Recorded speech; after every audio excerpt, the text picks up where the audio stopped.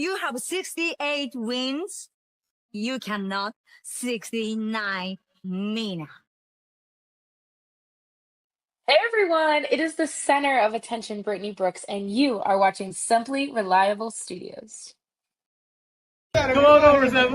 I'm being. See, earlier I said something stupid to him, and now this is my receipt. Okay. Sabu's just sabotaging you. Yep. He sure did. Yeah, he's taking over.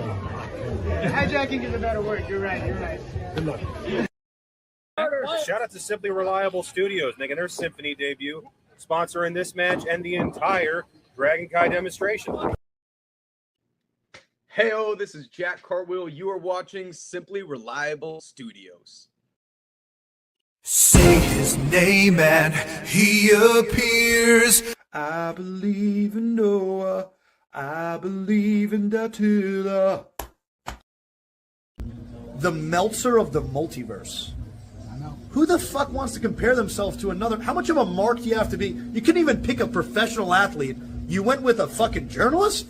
Grow up, man.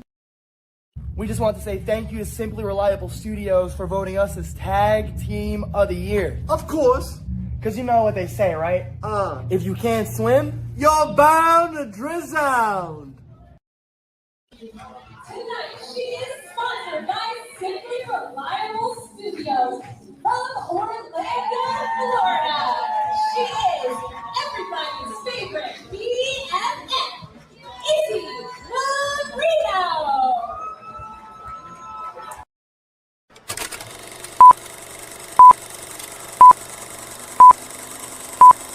Get it? Got it.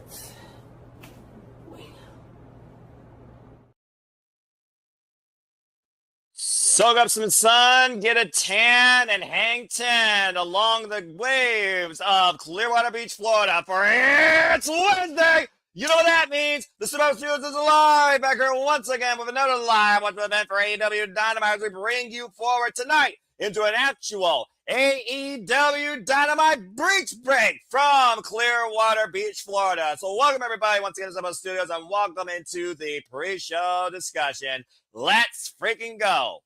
Hello, everybody, and welcome back in here once again to the Super Reliable Studios. You know what this is, for I am the Simple Man, the Simple Brand, the voice of for grateful for all things professional wrestling, damn it, and my name is Noel Foster. So thank you all for joining along for the ride tonight with this alternative live watch on event. Please like, subscribe, comment, tell a friend, want to dictate the conversation. Super chat, pay by that patch. This is as simple as that. And of course, you can watch along as well with tonight's festivities if you have TBS on your local provider or HBO Max. And for those that have other, of course, forms internationally.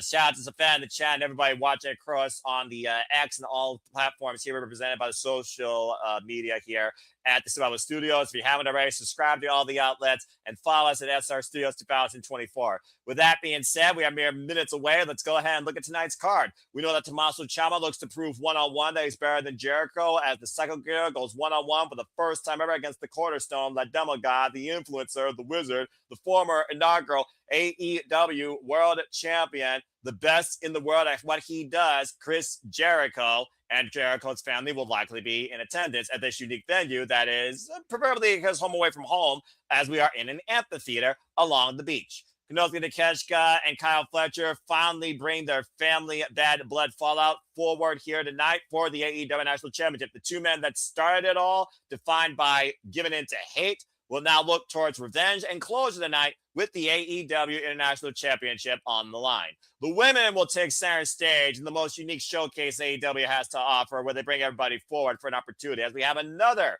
women's casino gauntlet match, this time for the first time this year. And of course, the winner of this match will receive a shot at Thekla for the AEW Women's World Championship at Redemption, as both Athena and Maya World beat both Rena of Stardom and Julia Hart of Triangle Madness, respectively, to earn the number 1 and number 2 spots. This match will continue as other women are brought in at random intervals until the first pinfall or submission is rendered, and that person will be Thekla's new number 1 contender, as these two might literally fight forever. And of course, in our main event, when everything is truly on the line, the devil once again takes on the god of professional wrestling. He is the second coming, the rising of the clear tonight, as Maxwell Jacob Freeman, MJF, defends the AEW World Championship against Kenny by God Omega, where if Kenny loses, he will never, ever be able to challenge for the AEW World Championship ever again.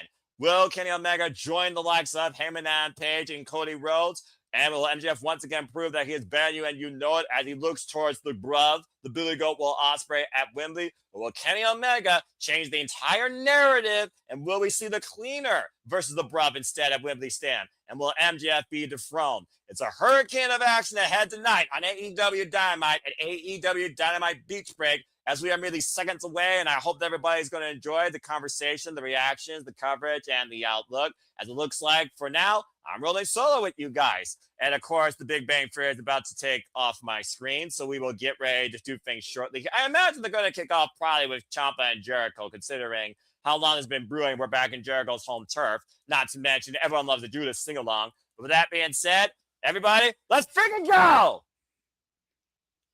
As we see Kenny Omega backstage with Michael Nakazawa and, of course, Renee Paquette sporting his NJPW tracksuit. Speaking of New Japan, stay tuned with me and our Canadian friend Ash at Bad for Wrestling, give you a bad bracket breakdown and cover the first day of G1 Climax 36 this weekend, more likely as a retro watch-along. Kenny Omega saying this is it. Loaded question. I mean, how many times have we seen Kenny Omega's back up against the wall, though? Says that's where he's done his best work. Talking about when he was back in the Indies, not just Ring of Honor, New Japan, or AEW. That's why the Bucks aren't here tonight. That's why I got no other friends than Michael Nakazawa tonight. Oof. Did I go out? This is truly it? I can never hold it to go again.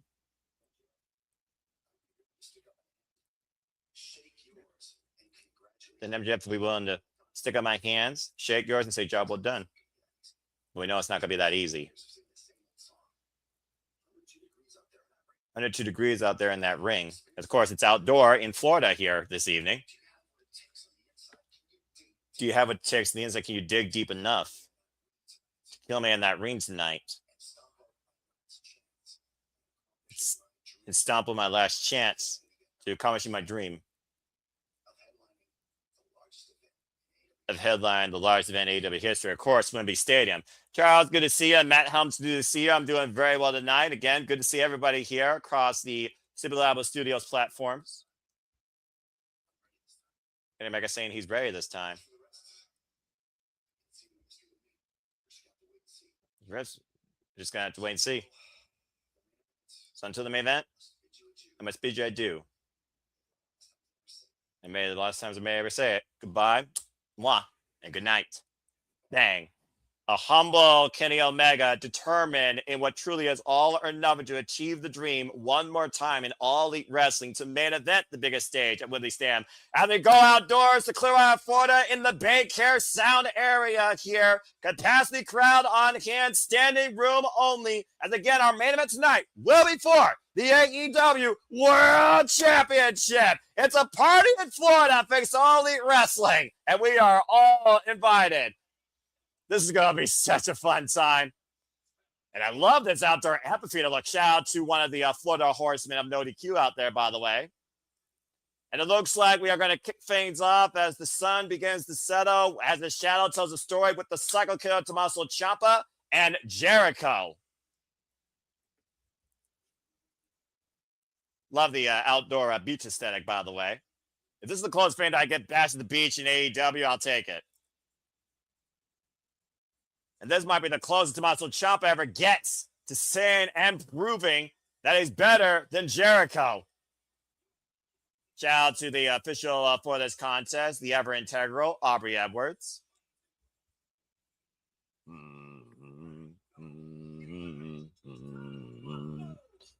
Tommaso Ciampa, of course, former TNT champion, came into AEW and won that title in his very first title chance in less than one match, might I add, his debut match against, of course, Mark Briscoe, and has targeted now Chris Jericho since Jericho's return and the fall from Double or Nothing. Again, folks, still to come tonight, International Championship on the line. We also know we have a Women's Gauntlet match, and the Workhorsemen will go to work against Will Ospreay and Jon Moxley, as Will Ospreay has a ton on his mind. We also will get a special interviewer tonight with Bang Bang Mick Foley.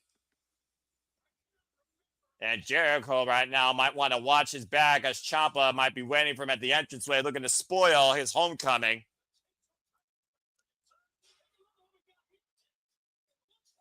Well, Florida, see it for Jericho because you might not get a chance to. I don't think Jericho knows that Ciampa's waiting for him on the outside of that LED board. Just off the side of the entranceway. Now, wait a minute. It looks like Jericho might have been scouting more than I thought as Jericho's coming in from behind from ringside area. But clearly, Jericho not his first rodeo. Here we go! Jericho, of course, coming in with that heavily bandaged left arm after the assault by Tommaso Ciampa when he left him battered, bruised, and bloodied against those steel ring steps recently on Collision. As we're kicking things off hot here tonight with a beach brawl as they're literally brawling in the sand on the stage. And, of course, the music's still playing. Jericho hooking up Ciampa. Oh, gosh! Suplex on that beach chair. I guess either way, he was going to make sure that the homecoming crowd was going to get their Judas sing-along. Of course, probably his wife is there as well in attendance. And Chris Jericho, many who have deemed master of character reinvention now for the better part of over 3 decades at 50-plus years of age, a cornerstone of all elite wrestling, particularly bringing us originals such as Mimosa Mayhem and the Stay M Stampede. Former FTW champion, former Rivera World champion. And, of course, former IWGP Intercontinental Champion. And bravo, by the way, Clearwater, Florida. As this match technically has not officially begun because the two men are fighting on the outside here. It just goes to show how escalated this feud's gotten when it comes to the level of violence. By the way, I will say that Jericho is not dressed up now as the painkiller as he sends Ciampa back inside the ring to inflict more pain. The bell is officially rung and this match is underway. Shout everybody out there in just tank tops and shorts. Sorry, folks. You'll never see me like that. I just can't be more casual than I am right now. If I was in Florida, I'd probably be the guy from Burn Notice and the freaking sunglasses and beige suit. About to say, getting sand in your trunks, though, that's just going to be an uncomfortable way for your entire night. And, of course, AEW is the talk on the S. You can be part of the conversation. Use the hashtag AEW Dynamite, but also use the tag at SR Studio 24 to let people know what we do here for all the bigger specials, PLEs, pay-per-views, and, of course, other forms of higher-level entertainment across all brands and all things wrestling.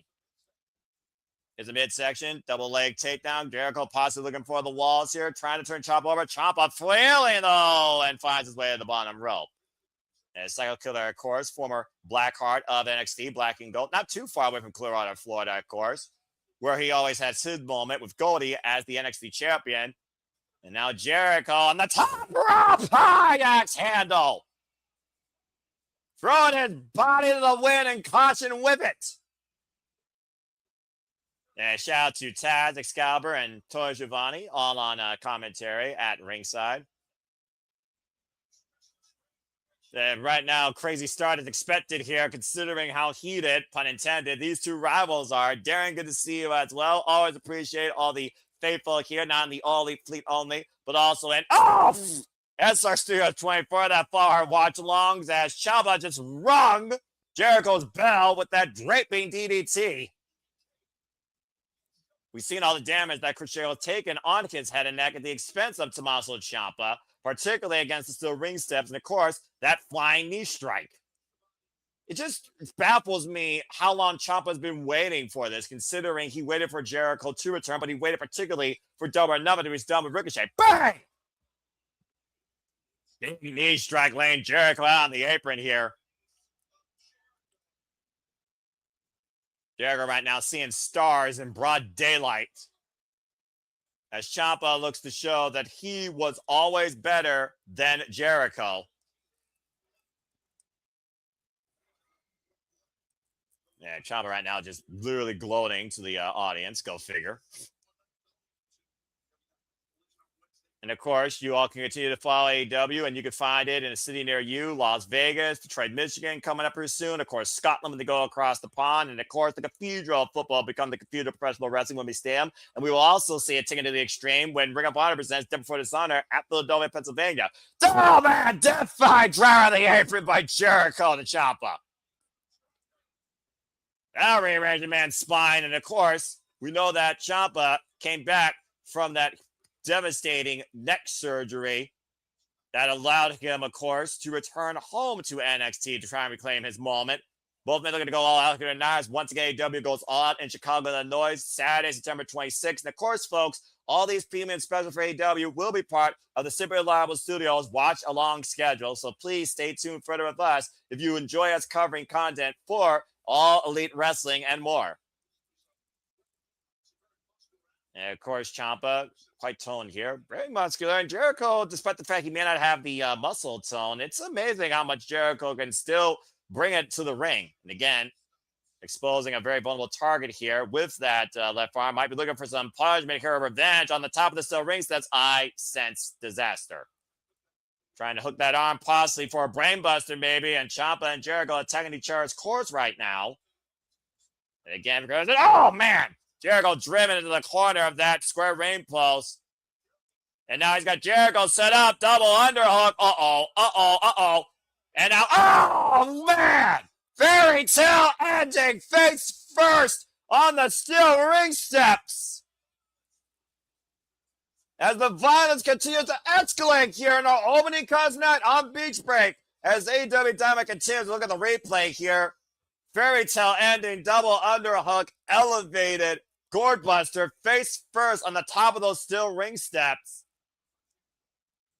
And Tommaso Ciampa, shout out to Mr. NXT, that faithful fan, as of course, Ciampa right now looking to take his moment in blood as Jericho is a bleeding Sith. You see the first time right now, I'm sure not the last time that we're going to see blood here, as Jericho is bleeding profusely and Ciampa teeing off like a shark that sees his prey in the water. And Aubrey calling for a clean break here, trying to control the cycle killer. And of course, Taz, of course, probably no love lost between him and Jericho here regarding what happened with him and his son, and also all the way back in ECW. As this match continues, the wrestler Clark for Voucher on Picture, Fuck Television. Stay tuned with us here, folks, tonight on AEW Dynamite. Good grief. And it looks like JJ decided to join the fray or just be producer man. Either way, shout out to my wrestling JJ Williams. Subscribe to my cast to the 18 Studios. JJ, how are you this evening? I'm doing well. Just got done doing the Major Push Wrestling podcast with Papa Gino. Nice. And yeah, I'm just gonna be here, be your producer guy tonight. You know, I do have it on my television screen, but you know, you do a good enough job. Joey Styles is in it, but I'll come in for the Fuck Television commercial breaks and whatnot, you know. I don't blame you for that at all. And I mean, can you blame Ciampa for maybe how long he's been waiting for this moment to prove that he's better than arguably one of the greatest GOATs of all time when it comes to longevity and character reinvention, that being Chris Jericho? No, absolutely not. I love this rebirth in Ciampa's career since coming to AEW, and Jericho, you know, who's busted open now, you know, here in the commercial break picture-in-picture, but Jericho seems to have turned a corner here with his AEW presentation as well. After being a heel for so damn long and being shoved down everybody's throat, it seems like fans are genuinely happy to see him compete again. Well, and I'm here for it. Time, you know, some of the heart. I've been a fan of the Ayatollah of Rock and Rolla for many years. Come on, baby! Sorry. Since you were once a wee lad, I've been a fan of his. Fair enough. I remember because you were born what, 92, 93? I was born in 1992, exactly. So yeah, I've been a fan of his since you were about 7 years old. Well, there you go, folks. You guys do the math. Thanks, JD. Bloody hell. Hey, as old as you felt off that comment, imagine how old I feel considering I'll be 50 next month. And that just means you're just 50 years wiser than most of this generation that hasn't been conceived yet or already has been conceived. What? But nonetheless, respect. And of course, Jericho, who's over 50 plus years of age, has already been involved in this business for over 30 plus damn years. Wrote a book about it, by the way. Over 3+ years of constant reinvention and longevity to this man's career that has held a title in every company he's been in, basically. Yeah, definitely. And I've read his first couple of books. I don't think I read anything after Undisputed. I forget what the third book was called, but I know I read A Lion's Tale and Undisputed. I'm about to say, of course, Mr. Lionheart himself and Ciampa right now looking to be the Ayatollah Rock and Lola, just flexing against Jericho here, just adding further proverbial salt to the wound, or sand in this case. I love the outdoor aesthetic, by the way, of this amphitheater and flood. We are back here tonight, AEW Dynamite, and JJ, I'll definitely be chatting with you throughout the night. Thank you as always, my friend. God bless you and appreciate you. Knifefish Chop here as our opening contest continues. A very heated, violent battle ensuing. Rising knee strike between Jericho and Ciampa. As, of course, Jericho has been basically in the passenger seat ever since the fairy tale ending. Ciampa delivered on the still ring staff. Now, both these men just teeing off each other's chests like chopped liver. Ironic, considering Ciampa literally beat Beef in less than 2 minutes recently on Collision to send a message at the expense of Tony Giovanni, yelling out Tommaso Ciampa is better than Chris Jericho, and Chris Jericho doing the same thing in kind. A battle on upsmanship in and out of the ring and on the mic. And things really escalated, of course, in Cincinnati after Jericho called Tommaso Ciampa Tommy. And right now, Jericho mounting Ciampa in the corner, just teeing off here on the top rope. But Jericho's leg grabbed by Ciampa. Uh-oh. Oh, boy, this could be bad. Not out there off the second with an airing crash. That got to get covered with the nearly back plus kick out at 2.5 by Jericho. Jeez. You can see the sweat profusely on the bald head of Tommaso Ciampa here. It is a red-hot day down there in Clearwater, Florida. Pretty hot up here in the Midwest, by the way, near freaking 80-some-odd degrees. And, of course, you can see also they're in an outdoor venue, an outdoor amphitheater here in St. Pete, Clearwater, Florida. And one of those rare things. Currently 95 here in SoCal. There you go. Good Lord Almighty. Then again, in California, that's probably normal in some parts. Then again, in the south versus the north, probably a different story depending on the climate and the type of year. Up kick by Ciampa, pushing Jericho up, looking for the walls. Now Ciampa grabbing the legs of Jericho, possibly looking to turn him over into his own walls. How much of a hubris would it be for Ciampa? Oh, wait a minute, with the head. It's a cradle. It's a cradle. Barely got him there with a 2 count. What sort of hubris would that mean for Jericho? Ciampa beat him with his own move. And again, Jericho beat to the punch, or boot this time. Big right hand, though. Of course, Jericho discipline in the Heart Dungeon. Last graduate, of course, of Once Too Hard. Big hurricane run out of the corner. Sends Ciampa crashing down and flying the opposite side of the ring. Get to the midsection again. He still got it, folks. Hoists it up. Big brain buster. And now Jericho with the cover, center of the ring, and Ciampa gets the shoulder up at 2. Able to kick out again. I didn't think Ciampa still had that left in him. Then again, when you figure about this guy's story and the shadow that, of course, tells that story, as you see, of course, capacity crowd standing room only and seated on hand here in this unique amphitheater. Shout out again to one of the Florida Horsemen, No DQ, that is there live. Hope he's having a great time. As, of course, as you lose more blood, you also lose consciousness. You also lose balance. You also lose coordination. And both these men right now feeling the heat of this battle and probably the weather on their knees, just teeing off here, just trying to find another reserve in each other, if not themselves. And both these men will back to their feet again. Jericho trying to get the better of Ciampa here. Jericho, who endured a chop fest against the likes of Tommaso to the point his chest was split open. And wait, what is Ciampa doing here? Grabbing a bucket. Can't use that. We'll get the squad by. Oh, codebreaker! Counted into the codebreaker inadvertently with the bucket in play in the middle. And now we got a little bit of a sand across the AEW logo here. Jericho in the cover, hit the far leg, and gets a 2 count again on Ciampa. As Ciampa once again finds a way to beat the referee's count. I thought the sand's supposed to stay outside the ring and on the beach, not inside. And of course, an almost, disqualification there for Ciampa. Again, pushing the rules to the absolute limits. Face first bulldog in the sand goes Ciampa. Now Jericho might be looking to hit Ciampa with the patented second rope line. Oh, but Ciampa gets out of the way. Bang! Ciampa with the running knee. And Jericho just fends up and eats another knee. And Ciampa with the cover. With the front leg. 2 shots. Gets a 2 count only. Great resilience by Chris Jericho. Whoa. Oh, this might work, though. Bone-on-bone impact the same way he put down Mark Briscoe to seize the TNT title. Ciampa seeing red, looking to connect Jericho. Stopping the knee, though. Now, once again, grabbing Ciampa's legs. Finally turning him over. Looking to sit into. And the wall of Jericho might be fully applied. By the originator, close to the center of the ring, Ciampa looking for any sort of reprieve that he could find and grabbing that bucket again. Aubrey Edwards, though, trying to seize the bucket from Ciampa. Oh, and grabs the sand in the ring and throws in Jericho's out behind the referee's back. Another running knee strike connects. Exposed cover, and Ciampa beats Jericho. A literal messy way to the finish.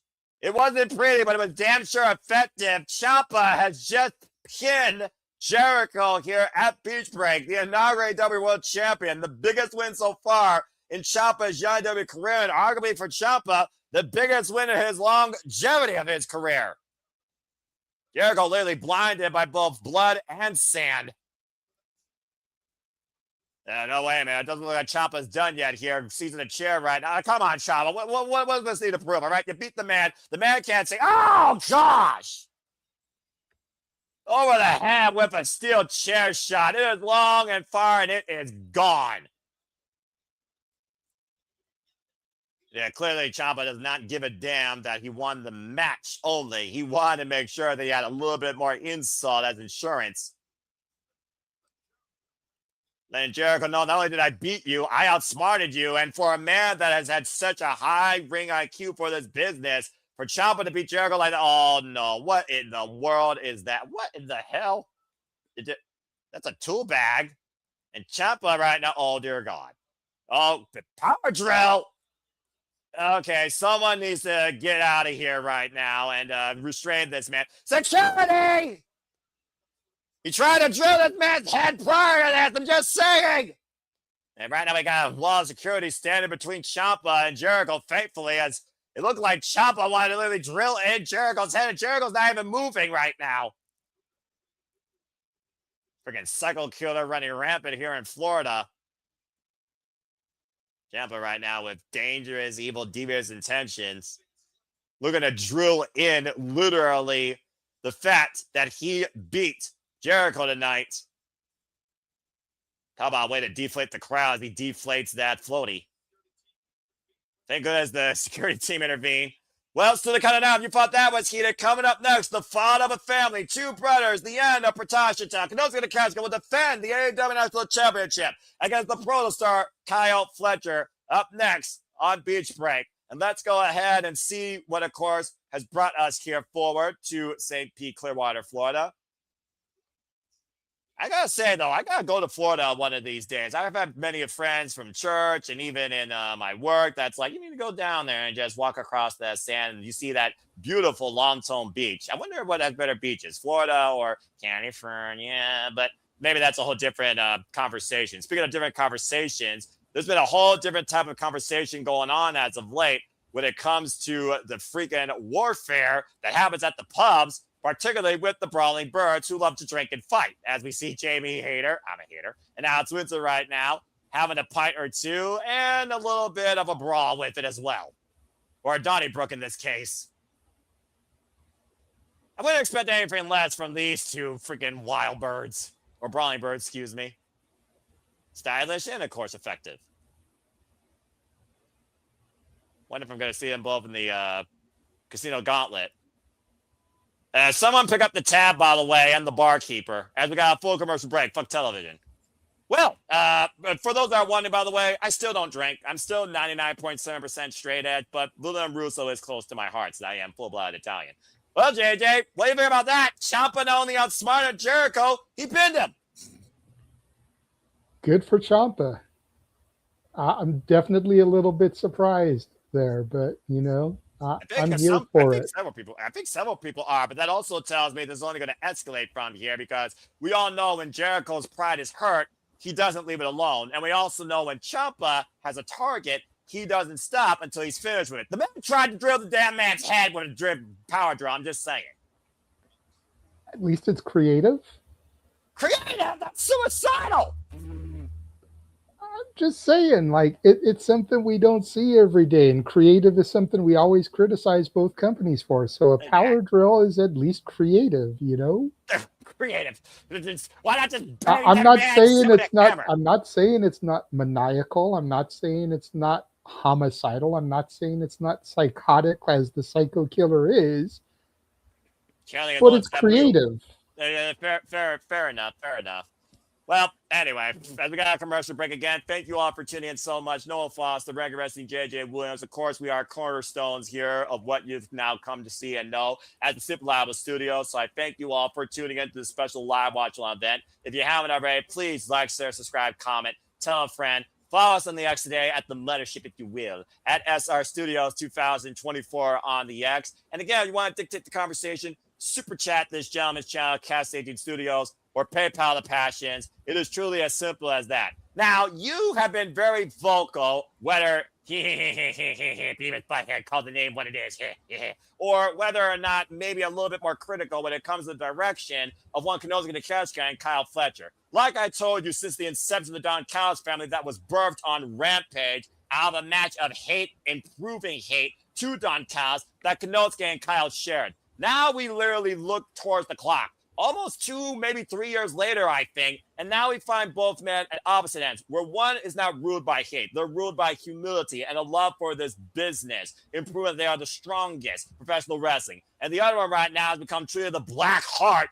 of the Don Callis family, if not maybe the second black heart or cornerstone, since Don right now has a new maybe shiny toy with the Jet Kevin Knight. Talk more about that later. But whatever you thought about this file with Takeshita and the fact that Kyle Fletcher and Konosuke Takeshita now find themselves going one-on-one, once again, looking at themselves as opposites, and this time with the AEW National Championship in the middle. Well, first and foremost, it does break my heart to see Proto Shida at odds with each other. Takeshita! And we go backstage with the bruv who's far more cheeky than you because he's a Brit. I'm not even there yet. I still have commercials. You're slightly ahead of me, but that's all right. Just go ahead and talk. Let me know when you see it. I love Konosuke. I love Fletcher. I thought Takeshita as a team worked well, even though they were part of the Don Callis family. I now have the bruv backstage. There we go. With the remarkable. I hate to see him at odds. But I know they're going to have a 5-star banger here, which is what the AEW diehards and Meltzer and all are here tuned in every Wednesday night for those 5-star bangers. Well, I know, and at least to my biggest criticism, I know there's a little bit of story here in this match because of the fact that they were a team and under the same banner for so long. And, to your point, Kevin Knight is the shiny new golden goose. Is Kyle Fletcher going to end up getting overlooked for Kevin Knight the way that Konosuke did for Okada? Beach. Could they end up circling back in 6 months' time? And Fletcher ends up leaving the Don Callis family and realizing that Takeshita was right all along. Much in the same vein as to how, and I know you're not a big hip hop guy, but bear with me, people in the chat may get it, but much in the same vein as the way that NWA broke up. Ice Cube saw the money was funny and he wasn't getting his fair share and he left the group. And eventually over time, Dr. Dre saw the same thing and ended up leaving. And then the whole faction started to splinter. Could we see something similar here with the Don Callis family now that Takeshita has left in the Ice Cube role, if you will? Could the protostar Fletcher be the Dr. Dre to 6 months, a year down the line, realizes that Takeshita is right and end up following him? And then we see Protashta reunited come Forbidden Door or All In next year, or even sooner than that. There's definitely an underlying story going on here. And even more so than the 5-star classic banner they're going to have when we get there. That's what compels me the most. Meaning behind the match. Well, Brian Danielson said it best, and I'll always disagree with you on this. When it comes to Brian Danielson eloquently putting it that the match itself can also tell a story. But what's also telling a story right now is the fact that Will Ospreay might be looking at MJF as his opponent for the AEW Championship, or as somebody who could have been the opponent for the AEW World Championship. As both these men share, okay, that wasn't wise. Oh, kids in the midsection, Ospreay and MJF are feuding. We got to protect our main event tonight, and possibly our main event for Wembley. And these two can't wait to get their hands on each other. Could we be seeing what is to be foretold at All In, or could All In's narrative be changed tonight? MJF and Will Ospreay both instigating each other as everything is on the line for the main event Wembley stand tonight. No, to that point about Brian Danielson, I do not disagree that you can tell a story within the confines of a match, but make me care about why they're in the ring together in the first place.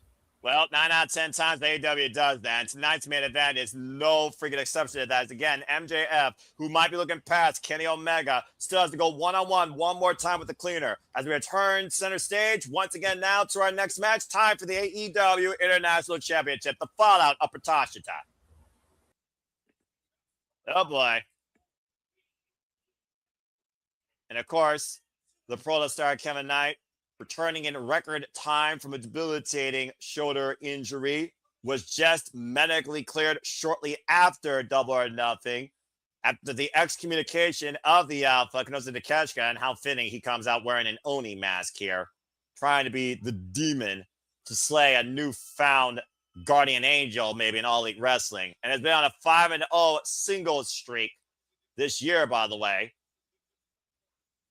And of course, Kyle Fletcher, as I said, Kyle Fletcher and Takeshita have shaped most of their AEW career, not only against each other, but literally off one another as mutual partners within the Don Callis family, quite literally as tag team partners.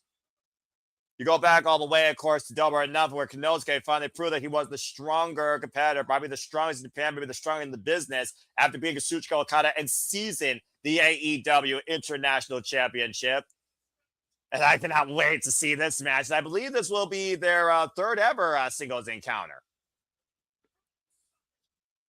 And of course, wherever Konosuke goes, championships are synonymous with the former 5-time KOD champion. Of course, discipline out at DDT Pro, stronger for New Japan Pro Wrestling, with his own Bushido and Honorable Code, now a 2-time AEW International Championship. As of course, like I said, Double or Nothing, Konosuke was able to regain that title once again. The inaugural time he won this championship was when, of course, Kyle Fletcher betrayed his former bro, Will Ospreay, and Konosuke was able to beat Will Ospreay and Ricochet in a triple threat match at Wrestle Dream before he lost it to Kenny Omega shortly at Revolution. And we'll see how well these two know each other and how well these two may have finally learned how to outsmart, if not out-wrestle one another. For those that are wondering, their first encounter, by the way, was prior to AEW, back in 2020, in a different promotion in, of course, Kyle Fletcher's excursion turf, and we're going to be perfectly honest here, in jolly old England. First time, of course, these two faced each other was all the way back on Rampage, and that is when Kyle Fletcher truly channeled into his hate that brought him into what became the Don Callis family all the way back in 2023. And there you see, of course, is being held up, the AEW International Championship. Bell reigns, we are officially underway for this heated rematch. Practically 3 years in the making since their last singles encounter. Fletcher not even looking at Konosuke, just looking at the audience here at this amphitheater. And of course, people might also be watching AEW Dynamite on the Twix. So if you are, thank you for tuning in as well and supporting professional wrestling. Stiff Continental tie-up here right now between Kyle Fletcher, former TNT champion, as well as Ring of Honor World Television champion, multiply recognized tag team champion alongside Mark Davis, formerly part of Aussie Open and Will Ospreay's original United Empire. And Konosuke Takeshita, again, like I said, is currently 2-0 against Kyle Fletcher. 1-0 currently here in singles action in All Elite Wrestling. Don Callis right now. Again, the universal chant that follows the business. The most universally hated man in the business. Don Callis. F. Don Callis. I love it. Referee for this contest, by the way, Rick Knox. And of course, right now, AEW also joined tonight with Trix for an exclusive stream tonight of AEW Dynamite's Breach Break. And you can watch that also live on, looks like a Cash Nasty Gaming account here. Must be like a shared forum here, maybe for partnership to come. A side headlock right now. Takeshita throwing Kyle off the ropes. Big shoulder block here. A side headlock. They didn't even budge that time. Konosuke Takeshita, by the way, folks, for those that are wondering, has been the international champion now since Double or Nothing, and is also still the current AEW World Television Champion. He's been champion now for 46 days with this title, and tonight will actually mark his fourth defense. He's already defended against Ricochet, Lee Johnson, and Daniel Garcia. And Kyle Fletcher and Konosuke right now just teeing off with these elbows, kick to the midsection, hoisting up Konosuke, pausing for that vertical drop brainbuster. Konosuke able to escape those. These men know each other so well. Maybe looking for Raging Fire, variation of the Falcon Arrow, swinging a miss, and looking for the half. And then shoulder, back elbow strike. And these two know each other so well. Flyer to catch the line, wiping out Kyle Fletcher. The amazing athleticism and explosive nature of Konosuke never ceases to amaze me since he arrived here in Florida, ironically enough, during AEW Dart Days to grace the AEW stage, endorsed by one, of course, Kenny Omega. Average whip reversal. The thing of the matter, though, the Don Callis family is not a family. It is literally a marketable asset to Don Callis until it doesn't freaking drive enough profit for him and his own narrative. As soon as somebody gets their own mindset, it's against Don Callis, and it's like, no, you're no longer good to me. You're fired. Or you're excommunicated, or you're freaking driven with a screwdriver in the head. Kenny Omega, Will Ospreay, Konosuke Takeshita. I could very well see Kyle Fletcher being the next person in line. Andrade El Idolo right now on the blunt end of Don Callis' revenge. Of course, sticking it to the machine, Brian Cage. At the end of the day, Don Callis is in it for himself. Oh, man. Big right hand saying he's driven by results. Results, man. You're driven by your own selfish narrative. Race through the lariat, and Kyle Fletcher taking Konosuke down. Now Kyle on the move. Big running boot sends Konosuke to the outside. Here Kyle Fletcher. Big PK taking the Alpha down. And Kyle Fletcher get a little bit full of himself. And shout out to Bully Man. Hope that you are doing well. And of course, stay hydrated, folks, during the hot summer. Oh, man! World-class elbow strike, knocking the water literally out of Kyle Fletcher's mouth. And the Alpha channeling his inner game here tonight. Looking to show why he's a wrestler of a different pedigree at the expense of Don Callis and the Don Callis family. And Lance Archer right now playing protector of Don Callis. They're about to say, Konosuke, you need to focus on the task at hand. Of course, Tiger joins his hands with a pinfall submission inside the ring. And Konosuke squaring up Kyle against the ring post. And oh, no! Dodging out of the way of a lethal blow, and Kyle immediately on the attack, hyperextending that arm over the shoulder after that elbow. The bond sucker joint collided with the steel ring post. Now hammerlocking the arm and planting Konosuke down on the apron. A smart strategy here being brought into play now by Kyle Fletcher, who's right now, his freaking potential might exceed his years, and now the ground and pound being put underway here, teeing off against Konosuke. Of course, we've seen these men previously challenged for the AEW Tag Team Championships, as well as, of course, AEW World Trios Championships. Kyle Fletcher, of course, a former AEW Trios champion alongside Dunkso Mark Davis, and Kazuchika Okada instigated on this relationship, saying that I always was better, I always was here, I always was a champion, unlike Takeshita. and Proto Okada can both be champions. And I still think there's a deep, deep thought in me that Okada is using Kyle Fletcher to maybe get back at what he wants the most, and that's the AEW National title. I mean, hell, he held on to that ever since unifying it last year at All In against Kenny Omega in that unification match. And, of course, losing the Continental crown to Jon Moxley at the Continental Classic, where Nick got choked by Konosuke, and losing, as I said, the International Championship to Konosuke at Double or Nothing. Now hyperextending the digits and the fingers again. Hyperextending the arm, finding the vulnerability in the champion, going to work here, and Konosuke hooking out Kyle Fletcher for a vicious exploder. And Kyle sent to the outside of the ring, and of course, Konosuke Takeshita got disciplined by the likes of Jun Akiyama and wrote a thesis on the German suplex. As the Alpha might be looking to get ready to fly, going 0-100 for the other side of the ring. Over the top back on Kilo. Going from broken to Takeshita might have broke himself and the Pro Star in the process.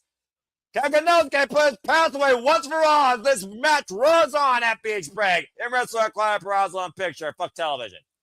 Oh, that arm's got to be screaming out in pain right now. And, of course, Konosuke is more predominantly stronger in his right arm.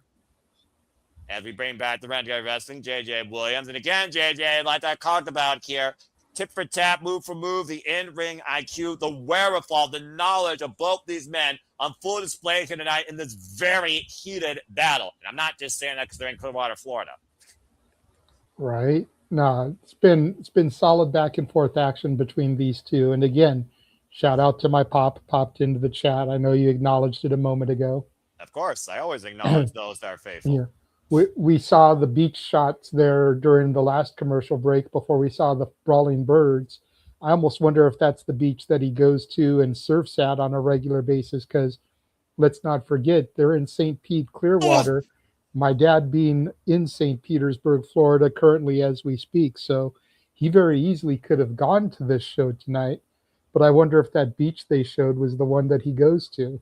Well, right now I see Kyle Fletcher just went up and over into the front row. So some of them I just got a souvenir. Right. Great. The hyperextension of Konosuke Takeshita. Rangy athlete. Again, still to come. So much more tonight. Maya World and Athena both won the number 1, number 2 spots this past Saturday on Collision. They will kick off this year's first Women's Casino Gauntlet match. The last one, of course, happening last year at All In, as this last ramification to challenge the AEW Women's World Championship at Redemption. Big scoop slam there by Kyle Fletcher. And, of course, our main event tonight, so much on the line. The very main event of Wembley itself on the line, as Kenny Omega goes one-on-one for truly the last time ever to become the AEW World Champion against Maxwell Jacob Freeman, who's already excommunicated from that title picture, Cody Rhodes, and Heyman Adam Page permanently. Hopefully this will be the only casino gauntlet for the women this year. If they're going to do another casino thing at All In, let them do the Casino Battle Royal, because we already had the men's one at Revolution. We know we'll probably get a casino gauntlet at All In for the men. Let this be the gauntlet for the women, and then let the women have a Casino Battle Royal at All In, and then the shtick is done for the year, you know. And Kyle Fletcher might be done for after that massive superplex. We return back to the AEW Dynamite Beach Break. As you're looking for a break from Casino Gauntlet gimmicks, also versus Casino Battle Royales. Yes, folks, they're two different things. I will explain that later as we return here back to AEW Dynamite Beach Break for this heated contest for the AEW National Championship, as Kyle Fletcher sent down hard and far with that stalling drop. And both these men eye to eye, forehead for forehead here in the middle of the ring, squaring off here, with closure in mind when it comes to Konosuke's past and the Don Callis family still trying to fight forward with that damaged right arm. And the elbow to the side of the head of Kyle Fletcher. Kyle Fletcher right now remaining firm in his stance. Really become a star of his own ever since joining the Don Callis family and channeling this hate that has led him, of course, to singles gold. Irish reverse on Konosuke. Flies, right to Kyle Fletcher. Super kick. Pinpoint, perfect timing by Kyle. Looking to follow through right now off the ropes. Sidestep, rebound, up and around. Boom! Thunder bomb! Separation created. What an exchange. And Don Callis right now jumped up to his feet off that exchange right now, trying to wheel his boy back into this match. Good grief. Referee right now starting his standing 10 count here. It's Kairos to the outside here. Again, great exchange. The sidestep, rebound into his own rotation of a blue thunder bomb. And right now we are at a stalemate. And again, goes back to the familiarity of 3 years tagging, training, eating, driving, dealing with Don Callis together, wrestling each other, wrestling together in multi-person matches as part of the Don Callis family. Now, Konosuke looking to hook up Kyle Fletcher for something devastating here on the apron. Dangerous territory. Kyle trying to counter. High stage positioning here. And Konosuke maybe looking for the same way he took each other out. Of course, in Dev's door, that really escalated. There was a blue thunderbomb from the apron to the floor through a table that took both men out of the equation in that 12-man steel cage match. And now Kyle possibly looking for the Protostar Brainbuster on the apron. Konosuke able to escape it again. Dragon Sleeve position. Hooked up and in position, looking to trap the legs with the leverage of the ropes and hit Takeshita, bastard driver on the apron. He's not done yet. Wheelbarrow position. Wheelbarrow suplex follow-up. Good grief. Devastating offense by the AEW National Champion. And Don Callis in disbelief right now. He should know exactly what Konosuke is capable of and how dangerous of a threat he is. No longer under his control. Konosuke Takeshita, by the way, folks, is the 13th AEW International Champion, following, of course, Pac, Orange Cassidy, the likes of Will Ospreay, MJF, who Americanized that title, and, of course, Kenny Omega and Kazuchika Okada. And again, still grabbing the right arm close to the inside of his body as the sun is setting in Clearwater, Florida here. I would love to attend a show like this, honestly. This is awesome. Now bringing Kyle Fletcher back inside, and Konosuke once again staying on the attack. Of course, this time limit is 60 minutes long. And both these men have shared an average one-on-one with each other in the previous matches. Close to 20 minutes. Up and around. And Konosuke hooked by Kyle Fletcher, looking to long arm in the corner. Able to escape off the shoulder. And once again, hooking to Kyle. Find that errata! Oh, man. And looking for it. And got caught. It's a no-go driver! Cover! 2! No! Check out 2.5. Full finish there by Kyle Fletcher. Nearly capturing the championship. High angle Michinoku driver, hoisting Konosuke up as high as he could and dropped high on the back of his head and neck with Konosuke running in. Woof! Heated title bout here as again, still to come tonight, our main event regarding the AEW World Championship. But once again, it looks like we're in for another pay-per-view caliber night, as only you get sometimes with AEW Dynamite and these specials especially. 3 minutes, and Konosuke on the move again. Watch out! I watch him out with a running lariat! I love a damn good running lariat. Pumping bomber shades the Shingo Takagi, one of his greatest rivals in New Japan Pro Wrestling. We're great at betters, of course, in Yoda Tsuji with the Gene Blast. 2 men that have shaped the Alpha's career, particularly during his time in New Japan. Of course, Konosuke is triple contracted to New Japan, DDT, and AEW. But Kyle Fletcher immediately on the ascent. Looking to help Konosuke here. Might have been playing possum, possibly looking for that Protostar Brainbuster or Superplex. Big headbutt, though, creates separation. And Kyle on the run with the high kick. Connecting flush, and Konosuke perched on the top rope. Now Kyle looking to hook up Konosuke here. I sense disaster. And sunset flip, but Kyle Fletcher holding on to the top rope and bringed up high. Konosuke got him hooked up. Let's ride!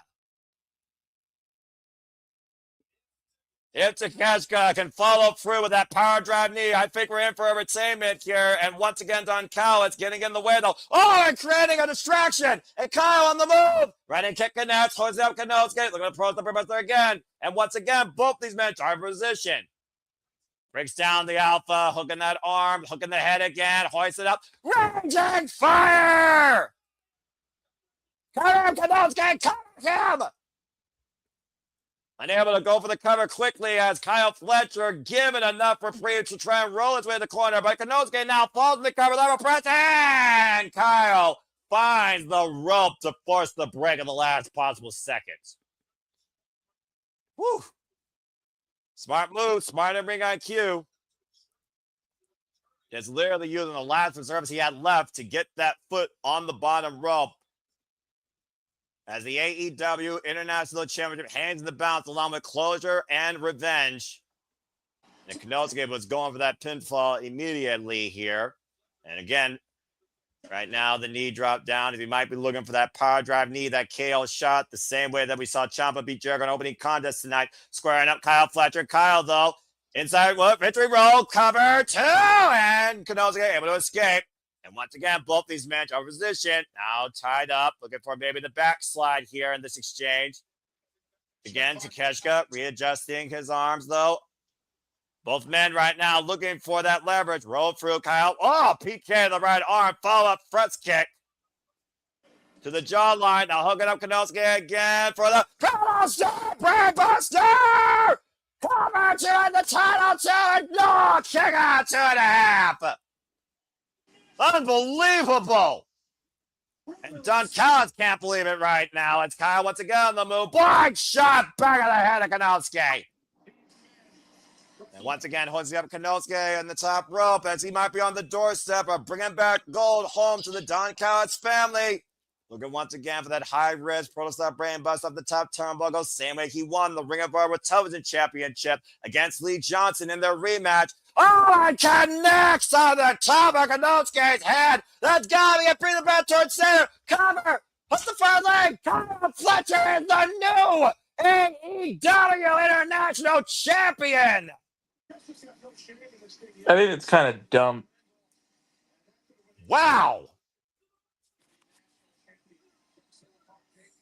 Kyle Fletcher bringing back gold home to the Don Callis family at the expense of the last person excommunicated, a man that has shaped and defined the Protostar's career for the last 3 years, leads to a brand new accomplishment for the Protostar. Kyle Fletcher has seized the AEW International title with that top rope Protostar brainbuster.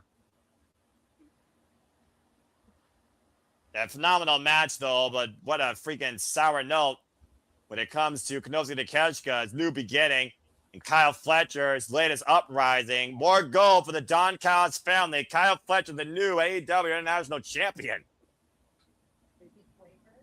And that very well could be a sign of things to come tonight. We've seen one title change hands. Could we see another in our main event as Kenny Omega prepares to take on MJF for the final time? But still to come tonight, Women's Casino Gauntlet match. Maya World and Athena will kick fans up to see who challenge Figure the Redemption. And we have the Death Riders, of course, in tag team action against the Workhorsemen. As you see right now, the conglomeration and Mystico checking on Konosuke Takeshita. And of course, Konosuke, still the work will not let up for him as he prepares this weekend for G1 Climax. But coming up next, right here in Clearwater, Florida, a special interview with Mick Foley. We'll see who he's interviewing when we come back from this commercial break as the AEW Dynamite Beach Break rolls on. Fuck television. Wow, I didn't expect that result. I'll be damned. Kyle Fletcher did it. Well, Charles actually makes a valid point. With Konosuke going to the G1, it makes sense for him to lose the title since he's not going to be around on TV consistently to defend it. So yeah, well, that is the month-long marathon, to be fair. And of course, he is the reigning and defending G1 Climax champion. So actually, that makes a lot of sense. Of course, he won that only last year. He also, of course, won the IWGP World Heavyweight Championship. So that does make sense in the long haul. And again, congratulations to the pros like Kyle Fletcher. Now we'll see if Okada is truly happy, or does he believe that we should have a match together, for we are family. Not to mention Kyle Fletcher as being Okada not once, but twice in singles matches, back-to-back years in the Continental Classic. And I don't think Okada losing sits well with him, even with those that are supposed to be mutual to him. So let's see who Don Callis really puts his bank into. I'm just saying. But hey, congratulations to Konosuke and Kyle. Damn good match. Yeah, definitely. And my dad commented on what I was asking earlier. Apparently Clearwater is north of his regular beach. So well, there you go. So that wasn't his beach we saw on TV. But Noah, you have somebody to assist you now with the commentary. Is one half of the Canadian Connection is here for the second half of the program.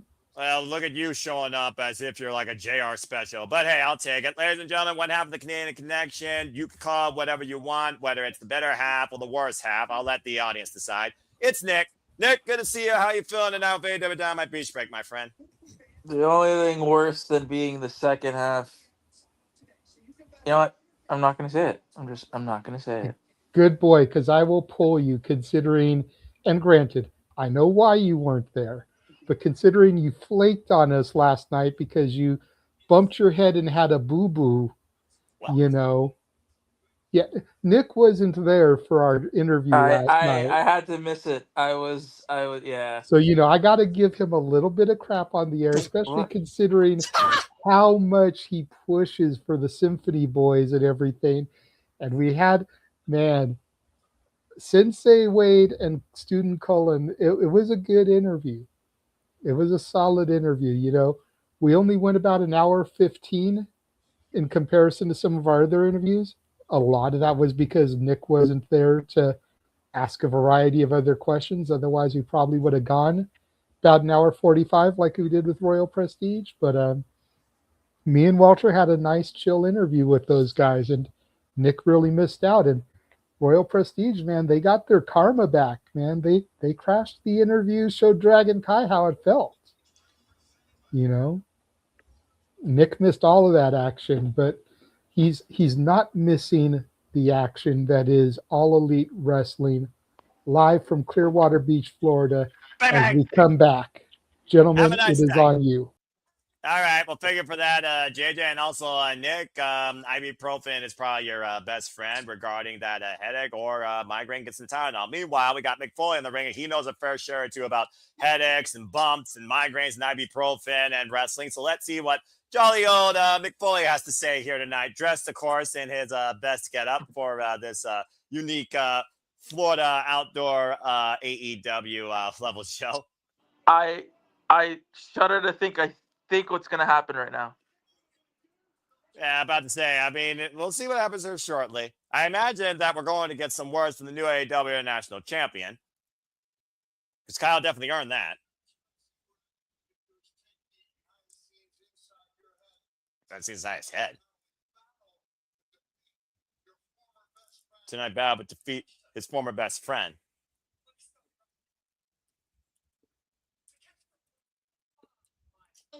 Yeah, this should be interesting to see what the there has to be somebody has to come out. Like, this is so weird. Well, I mean, again, we got a title change here, so I expect there being new developments, especially considering, again, this is Beach Break, and I'm sure we're going to break more than waves here when it comes to championship runs and outlooks. As, of course, Kyle right now gloating about that he was always better than Konosuke as he brought this championship back home to Don Callis' family, and the audience boos.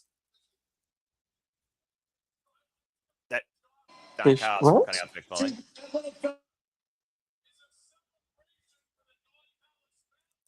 Don Callis once again trying to command the stage. Instead of feeling pain and This suffering, spotlight. the happiness with every step I take. Okay, Those are really awesome. gone. That's wonderful. His fucking shirt. Who is this guy? Right. Like, Mick Foley. I love him. Somebody has to be coming out right now. I fucking love this guy. You disrespect me. This little lady. Yeah, Mick Foley talking about those one of the finest scene, he means it. When you talk about one of the finest I've seen, he means it.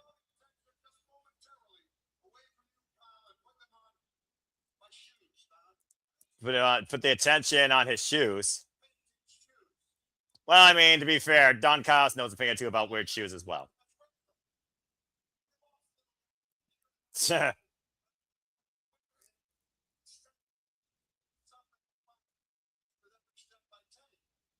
we go with the metaphor. Oh no. This is a metaphor, folks. You're about to get a psychology lesson here that's about to embarrass Don Callis. Oh no. I don't like where this is going. With the inner confines of your ass, threatening to kick Don Callis' ass with that shoe. I'm for it. Do it. Kyle, congratulations on becoming the new I dare you even summon him family man. And Don Callis has the international and the national champion.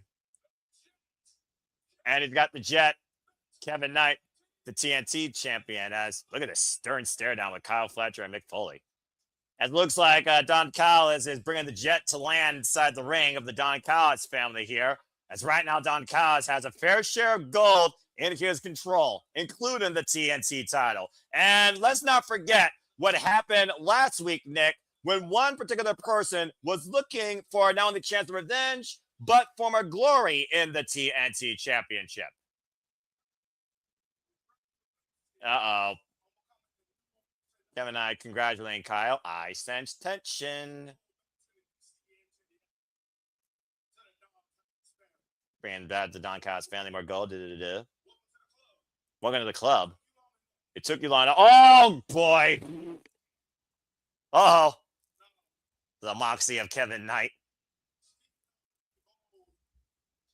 Speaking of bringing gold to Don Callis family. Okay. I was scared. I thought we were going to get Adam Cole for some odd reason. Nah. The only reason why he risked his life is because he wants that world title shot. Yeah? So Kevin Knight still putting his name out there to challenge the AEW world title, whether or not it's Kenny Omega or MJF. Because Jet 2 belts is on the way. Oh, well, there might be another man that disagrees with that idea. How you'll know? As, of course, another man that's communicating for the Don Callis family on his own choices. Andrade Alito, who already put down the machine, Brian Cage, and has definitely set his sights on the AEW world title, fulfilling a promise to himself that Don Callis was never going to fulfill for him. That's 4-piece suit, by the way. Man, this ring is full of so much talent. And the stage, and this company, hungry for the AEW World Championship. Boom. It was the best of the Don Callis family. And you messed up. Yeah, well, not the first time Don Callis messed up in his life. You can go back all the way to TNA. Now, I promise you, I'm going to take one belt from you. Oh. I hate how he's just spamming the how you know. Hey, you know what? If it works, go for it. Especially when you're Latino and you don't have to speak as much American.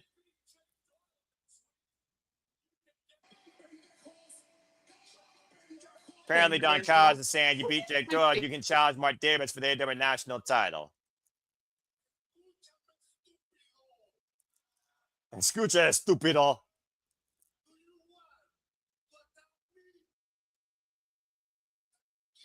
Tranquilo. Of course, the original founder of Los Granables. I have one question. How you know? The audience seems to know. How you know?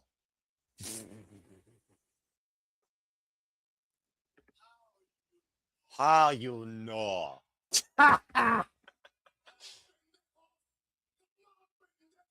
Whoa! Andrade asking the Don Callis family. Fouls might be a better word. Come on, Ben Diehards. There goes Kevin Knight, Jake Doyle, and freaking Mark Davis in hot pursuit. And now we just got Lance Archer and Kyle Fletcher and Don Callis. The ring has been cleared out of most of the Don Callis, but we don't have a camera backstage, by the way. I have no idea what's happening. Oh, wait, there we go. Excuse me, Brian Case. That was the other guy. And we oh! Come on your back! Darby Allin! Darby Allin! Oh, jeez. Got caught by Jake Doyle. Held back his hands on Kevin Knight.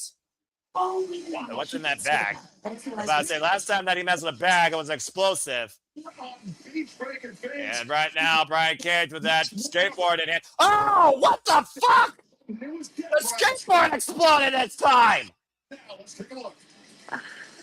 And once again, Darby Allin how you know? How you know? Andrade and Darby Allin with the double fix. Andrade with the detonator. And right now, Andrade and Darby Allin teeing up against the Don Callis family backstage. Attacking Kevin and Jake Doyle. Got full brawl here at Beach Break. I love it. Apparently, Darby Allin and Andrade Igalo are choosing to aligned with each other against the same enemy. How you'll know? I think I know. And maybe Andrade knows a thing or two about explosive. I don't know. Oh man, that was funny. I thought somebody was gonna come out and like, I don't know. It was a little bit underwhelming. Well, I mean, again, we don't need to rush into things immediately when we know we got so much going on. Speaking of rushing things, let's audit this shit! As the sun finally falls and the night sky brings forward the aerial assassin Will Ospreay and proverbially the newest Death Riders. We change gears now to tag team action. Will Ospreay and Jon Moxley teaming up once again, this time against the Workhorsemen. And as we saw Jon Moxley christen Will Ospreay with that unique emblem saying, I don't give these out to just anybody, but with this, you can ride with us at any time. As Will Ospreay has punched his ticket 2 All In, winning this year's Owen Hart Foundation tournament against Swerve Strickland, and is only looking forward now to August 30th to achieve a dream, not just for a young boy, but for a country. But again, who will he face? Will it still be Maxwell Jacob Freeman? Could it be Kenny Omega? Could it be somebody else that changes the entire narrative to this equation between now and redemption? So many more questions yet to be determined, and still an answer to be found as we get ready for tag team match tonight on Beach Break with Will Ospreay. That sounds even more of an echo out there in that freaking amphitheater. Never for this contest, Bryce Rensburg, as we got a little bit of an exhibition here as the Brub taking no days off, continuing to push forward, and honestly continuing to discipline that reconditioned neck thanks to the Death Riders training after that new leash on life offered by Jon Moxley following the fallout from Dynasty. And I would argue that the Death Riders have really made Will Ospreay far better than he was before. Not just physically, but also mentally. Because again, Jon Moxley says, the body will give out on you, but if you fine-tune this will last a lifetime. As, of course, Jon Moxley still holds the AEW Continental Championship. And, of course, the lieutenant of the Death Riders in tow. The Problem, the most lethal woman in professional wrestling, Marina Shafir, accompanies Jon Moxley into this amphitheater. Again, I love this freaking setting. It's nice. It's nice to have, wrestling. It's nice to have wrestling shows that actually don't look generically the same, and once in a while bring you a different aesthetic, both in their physical appearance and also the match card dynamic. And of course, the different aesthetic of dynamic that we've seen with Will Ospreay and Jon Moxley as a tag team. That was not on my 2026 bucket list or bingo card. But honestly, if Jon Moxley and Will Ospreay keep these winning ways up, they could be a formidable challengers towards maybe even the tag division here in AEW. I mean, I don't think that's the case. However, Verbally on paper, man, I'm just saying. Well, I'm a little bit. So, I need to understand something, and how you know it's very off-putting how they're not. So, I get it. I think a conversation needs to be had about is the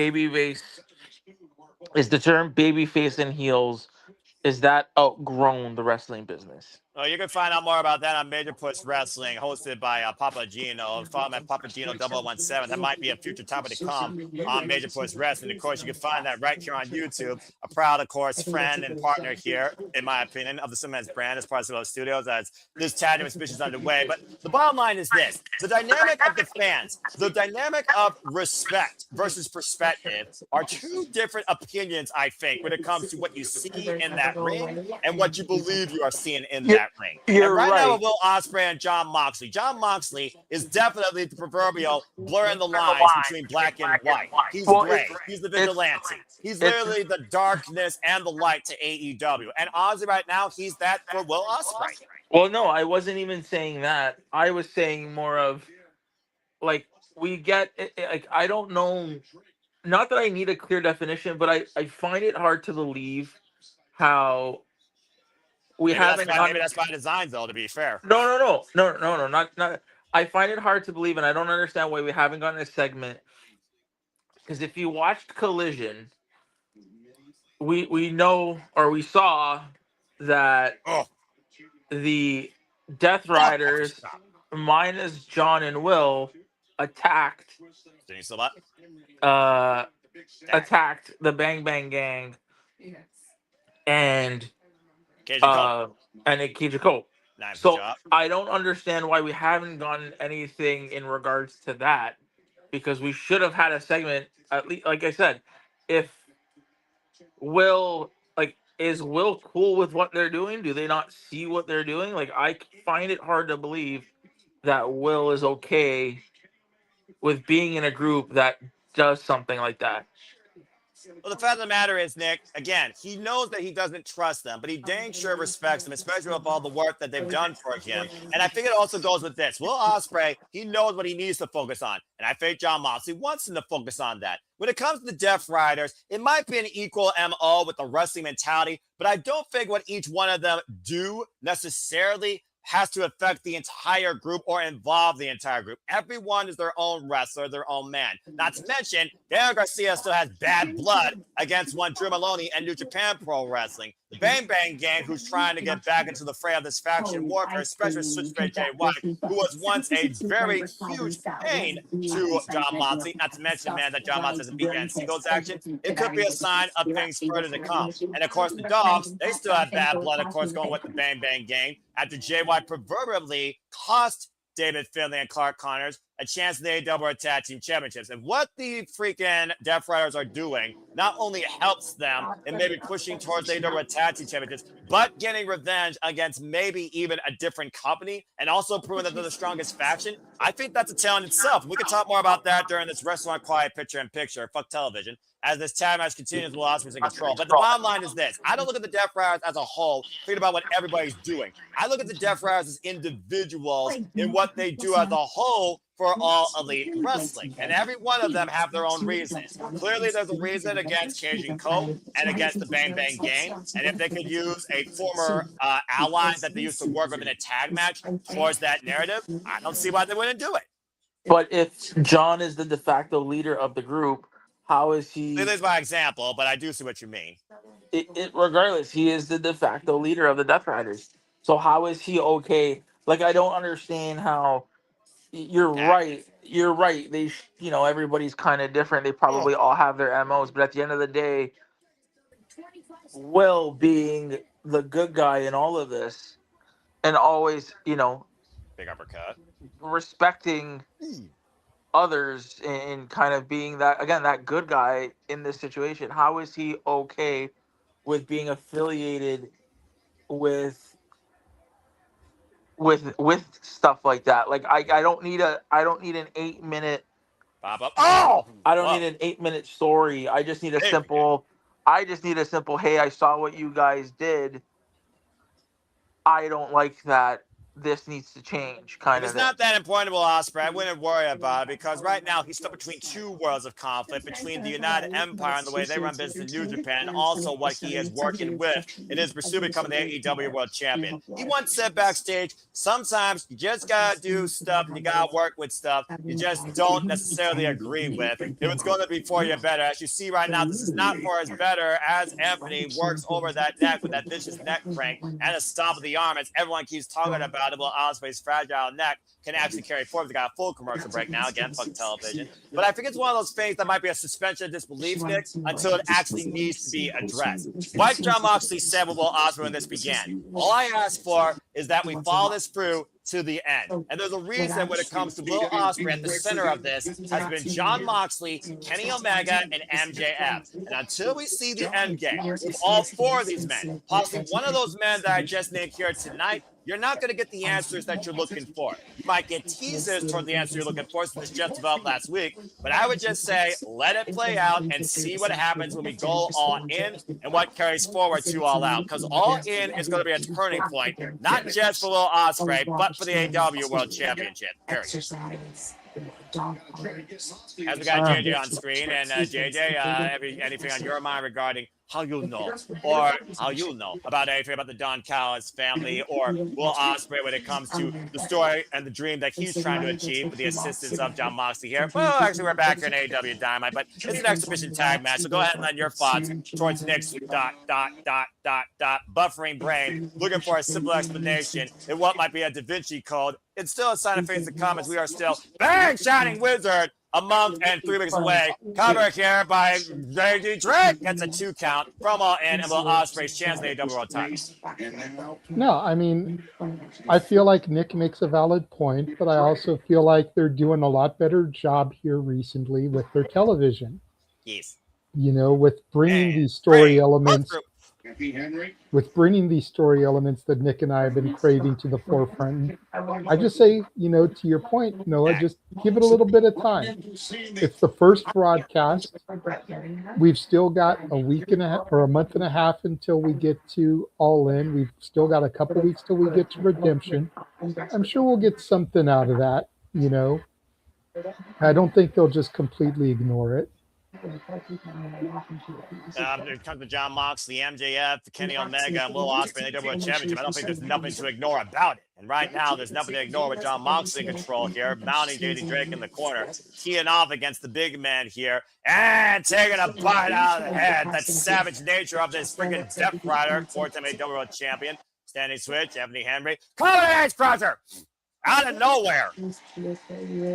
Great timing there by Moxley. Open pawn stride, though, by the heavier hand, JD Drake. Big brawling man, a big beef of a man, honestly. And Moxley going to the outside here, and apparently Moxley wants Maria Shafir to fire him up.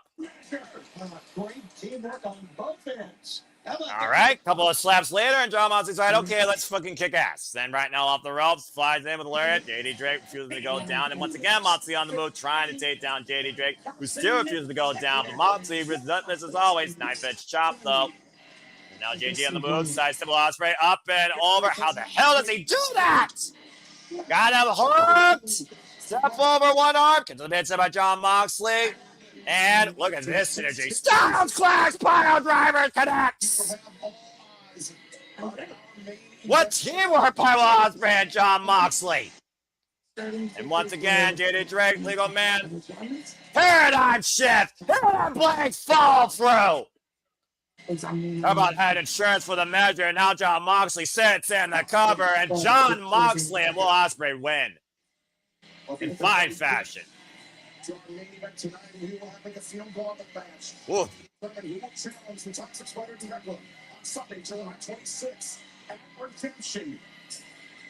Great victory here once again for John Moxley and Will Ospreay in their second back-to-back week going as a tag team as Will Ospreay look towards Wembley Stadium next month in London when we go all in once again for the third time in that unique venture. The Cathedral of Football being the host of professional wrestling, the Sanctuary of All Elite Wrestling once again. And again, folks, August 30th, we will be here covering that live at the Simply Reliable Studios. Stay tuned for that and so much more. And I also do wonder, with developments still yet to be known, still yet to be figured out or asked, who can go after John Moxley when it comes to that AEW Continental title? Will Ospreay has a lot to think about. And speaking of a lot to think about, you can think about the entire women's division as all the women will go across the Women's Casino Gauntlet match for a chance at Fecklin, the AEW Women's World Championship. Still to come tonight, of course, culminating in our main event.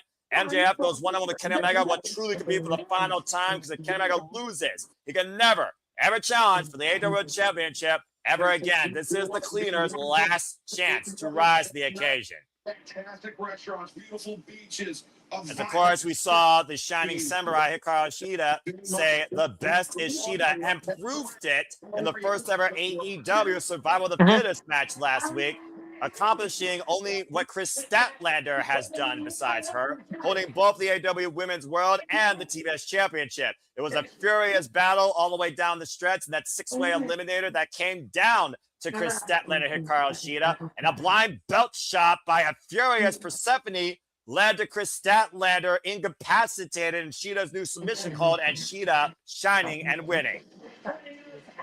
As we'll wonder, of course, who will go after Shida first to become the face of TBS. And again, I want to thank everybody here for tuning in. All 100 plus of you that are tuning in, whether, of course, consistently, as always, for the first time, as we do this for the biggest shows, special PLEs, and pay-per-views across all of professional wrestling here, as we bring you our coverage tonight of AEW Dynamite Beach Break. As we go down to Justin Roberts for our next match, and it's time to determine, place your bets. Who will be the next challenger to the Tux Expires Madness and the AEW Women's World Championship? It is time for the first First time this year, the women's Casino Gauntlet match, where a winner will get a shot at redemption against Fekla, who looks like it's going to be joining us here to see who's going to be maybe her next victim in her web. After outlasting Starlight Kid in an incredible match at Forbidden Door and has been ensuing madness since being Chris Statler in a strap match, holding on to the AEW Women's World Championship, and of course, this Wembley staying out of her mind, as of course, she right now will be set up to challenge Mercedes Moné if she makes it to All In August 30th. Legit badass women's champion of this business with a cold one, it looks like. Oh, wait a minute, look at that woman up there in the high chair, Mercedes Moné looking on to ride down. The 2026, now two-time consecutive Owen Hart Edition tournament winner, and as I pointed out, Fekla and Mercedes Moné have never faced each other in their respective careers. No, I think there's only one real true winner of this match. So we'll see when she comes in. I hope they give us some surprises. Well, the Gauntlet, you never know who will come out, Nick. To your point, let's go ahead and remind people exactly what this match means. For those that don't know, Women's Casino Gauntlet match goes as follows. It starts with two women. Athena, of course, earned the #1 spot, beating Rena from Stardom, the Pink Devil, on Collision. And Maya World, who is Athena's best student, of course, beat Julia Hart to earn the #2 spot. Athena looks to turn to Athena Elite Wrestling, and Athena and Mercedes Moné both have ambitions to take over All Elite Wrestling. In this match, though, pinfall submission could happen at any time, as other women will come out one by one at random intervals. But the first pinfall submission officially ends the match, and it's a new contender to the AEW Women's World Championship and will challenge Fekla for that title at Redemption. And that could be anybody at any number at any time. Could be as little as 5, even just these two. It could be as much as 21. And we have no idea who is in this or who else is coming out and when. All I'm going to say real quick before I let you guys get back to your call, I want a t-shirt that says Athena Elite Wrestling. Damn it. That would be a nice shirt. All right, well, spend your money as you wish, but again, that's up to you. And Maya Word, of course, what she does entirely up to her after literally taking the Mercedes Moné to her absolute limits at Forbidden Door. Bell rings are underway. Referee Paul Turner calls for this contest. Of course, Maya Word beat Athena in the All Edition tournament to make it to Forbidden Door in the finals. As again, I said, these two know each other so damn well. Previous cover, crucifix, it's a 2 count. Previous challenger, of course, 2 Athenas. Bring up our Women's World Championship, the forever champion now, going almost Roman Reigns as style. Big elbow connects. And as I mentioned, of course, Maya World, train out of Texas, train out of MPX, of course, Athena, elite trainer of that promotion. And these two have now shared the ring with each other underneath a capacity now. This will be their 4th time sharing the ring with one another in a singles encounter. As, of course, Maya Word outlasted Athena in the Proving Ground 10 minutes to earn her shot at the Ring of Honor Women's World title. Failed to capture the championship. Tried again, Survivor the Fittest, failed there, but finally beat Athena one-on-one in the tournament. Covered by Athena, gets a 1 count here. I will say this right now, there is no way this is just ending with these two. I guarantee you that, folks. We've never seen these Casino Gauntlet matches end with the first 2 participants. It's literally a filling out process at this point. Oh, man. Big running kick. Running boot takes down Athena, and Maya World right now just trying to take control of Athena here as Fekla and Mercedes Moné watch from opposite ways. Big soldier suplex here by Maya World. Maya World, by the way, only involved in this business now for just 3 years. Springing up.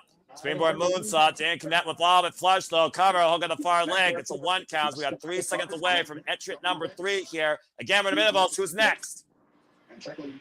And these two right now, joining them, it's one little violent devil from the womb coming to us from Pro Wrestling E, by the way, and sporting a kendo stick. How fitting.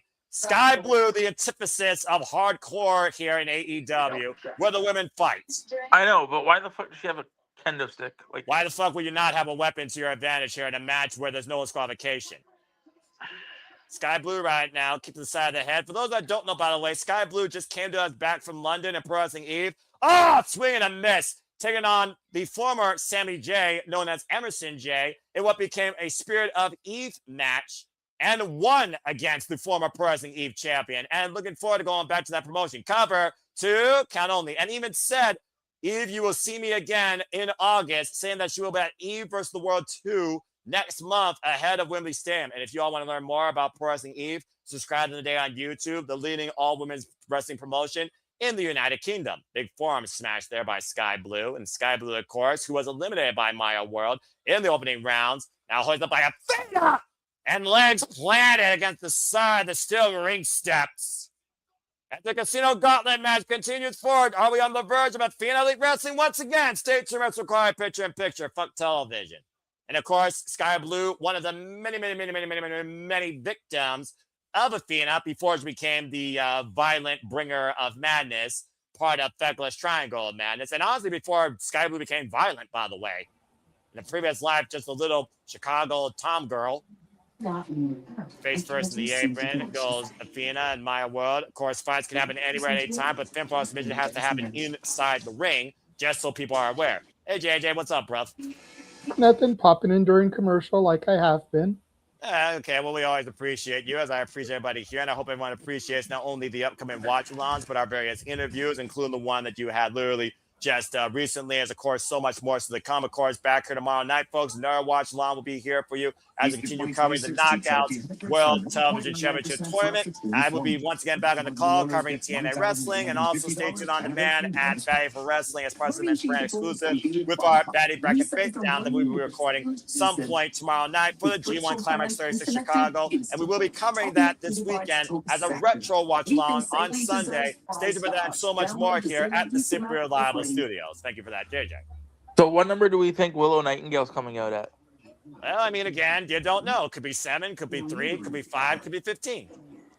And Yeah, that's not I think big 4. I think it's a matter of how deep are we going in this, but I could see it being like a lucky number 7 situation. I can see it. I can see it being like 9. Big forearm smash by Sky Blue. And again, right now time we're is at of the 3, essence as right? more bodies get in the Yeah. ring here to your point. Now, Athena going for the cover on Maya World. Quick cover, and Sky Blue breaks it up. And of course, the more women that are involved here, the tougher it will be to render a decision. It was Athena that won last year's Women's Casino Gauntlet, though, at All In to get her first chance in the AEW Women's World Championship against timeless Toni Storm at Forbidden Door, and she lost via submission. Yeah.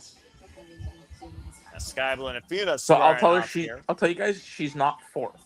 No. I'm about to say, have you seen the list of women in AEW? I'm just saying. I was going to say, the women's roster in AEW is so deep. They literally could go like probably close to 30 like a Royal Rumble if they really wanted to. Well, on record, JJ, the highest number for a women's single gauntlet match has been close to 16 as we await entrant number 4 here tonight at Beach Break. Oh! So they're actually going to... Okay, they just came back. I was going to say. You want Mina as she sports the watermelon attire tonight. Of course, Mina Shirakawa, no straight to Thekla. Previous victim, of course, of Thekla's AEW Women's World Championship run and Athena's Ring of Honor Championship run. In fact, Mina took on Athena last year at Death Before Dishonor in Philly. And we will be covering that here again, folks, this year at Death Before Dishonor next month at the Civil Bible Studios, up and around in Philadelphia. Nice takedown there on Athena by Mina. And a little shimmy here. You do not want to showboat in the ring like this, I'm just saying. Not when the circumstances are of this caliber. As again, on the line here, AEW brings us their first redemption from Montreal, Quebec, Canada. Shut it, Nick. Sunday, July 26th. We'll be coming back here at Festival Studios with all 4 women collide in the middle of the ring. And Athena, Maya and Mina isolate. Why? They just escape. Victory roll. Now Maya on the cover. 2. They're getting her there. Gets to the midsection. We've seen this new attitude with Mia Shirakawa ever since trying to find her murderer of her forever lover. Still yet to be known who murdered timeless Toni Storm, by the way. Big stun gun across the top rope there for Mina Shirakawa, former Wonder of Stardom champion. And right now, Mina up and over, slingshot, tornado, cover, hook up both legs, gets a 2 count, says Paul Turner. As we await entrant number 5 here in 5 seconds. Which is of course, are as random as the competitors here. Let's see who's next. And of course, we've seen lately since the Forbidden Door showcase, particularly this Joshi explosion as another familiar rival to both Thekla and Athena and Mina shows up. Young 19-year-old Rena, 1/3 of the twins. Even Mina's surprised by that one. I gotta admit, I'm surprised too. And of course, Big Devil has already. Nick, if you're gonna just say this is stupid without any context, try and be smart or keep your mouth shut. The right context, now, Mina, the context is here. The context is with this is the fact that Forbidden Door is over. We just said how deep the women's roster is on AEW and even to an extent ROH. Why are we including Stardom? Because you also got to consider there's an underlying story with the fact that Stardom probably still wants revenge against Thekla here. There's a little element for you. Considering what happened to Starlight Kid and Thekla still hates Toru Okada, and it wouldn't surprise if Okada tries to plant Stardom talent here. I'm calling it now. Hazuki shows up. Oh, man, she's got her teeth kicked out. Now Athena in the cover. 2 count only.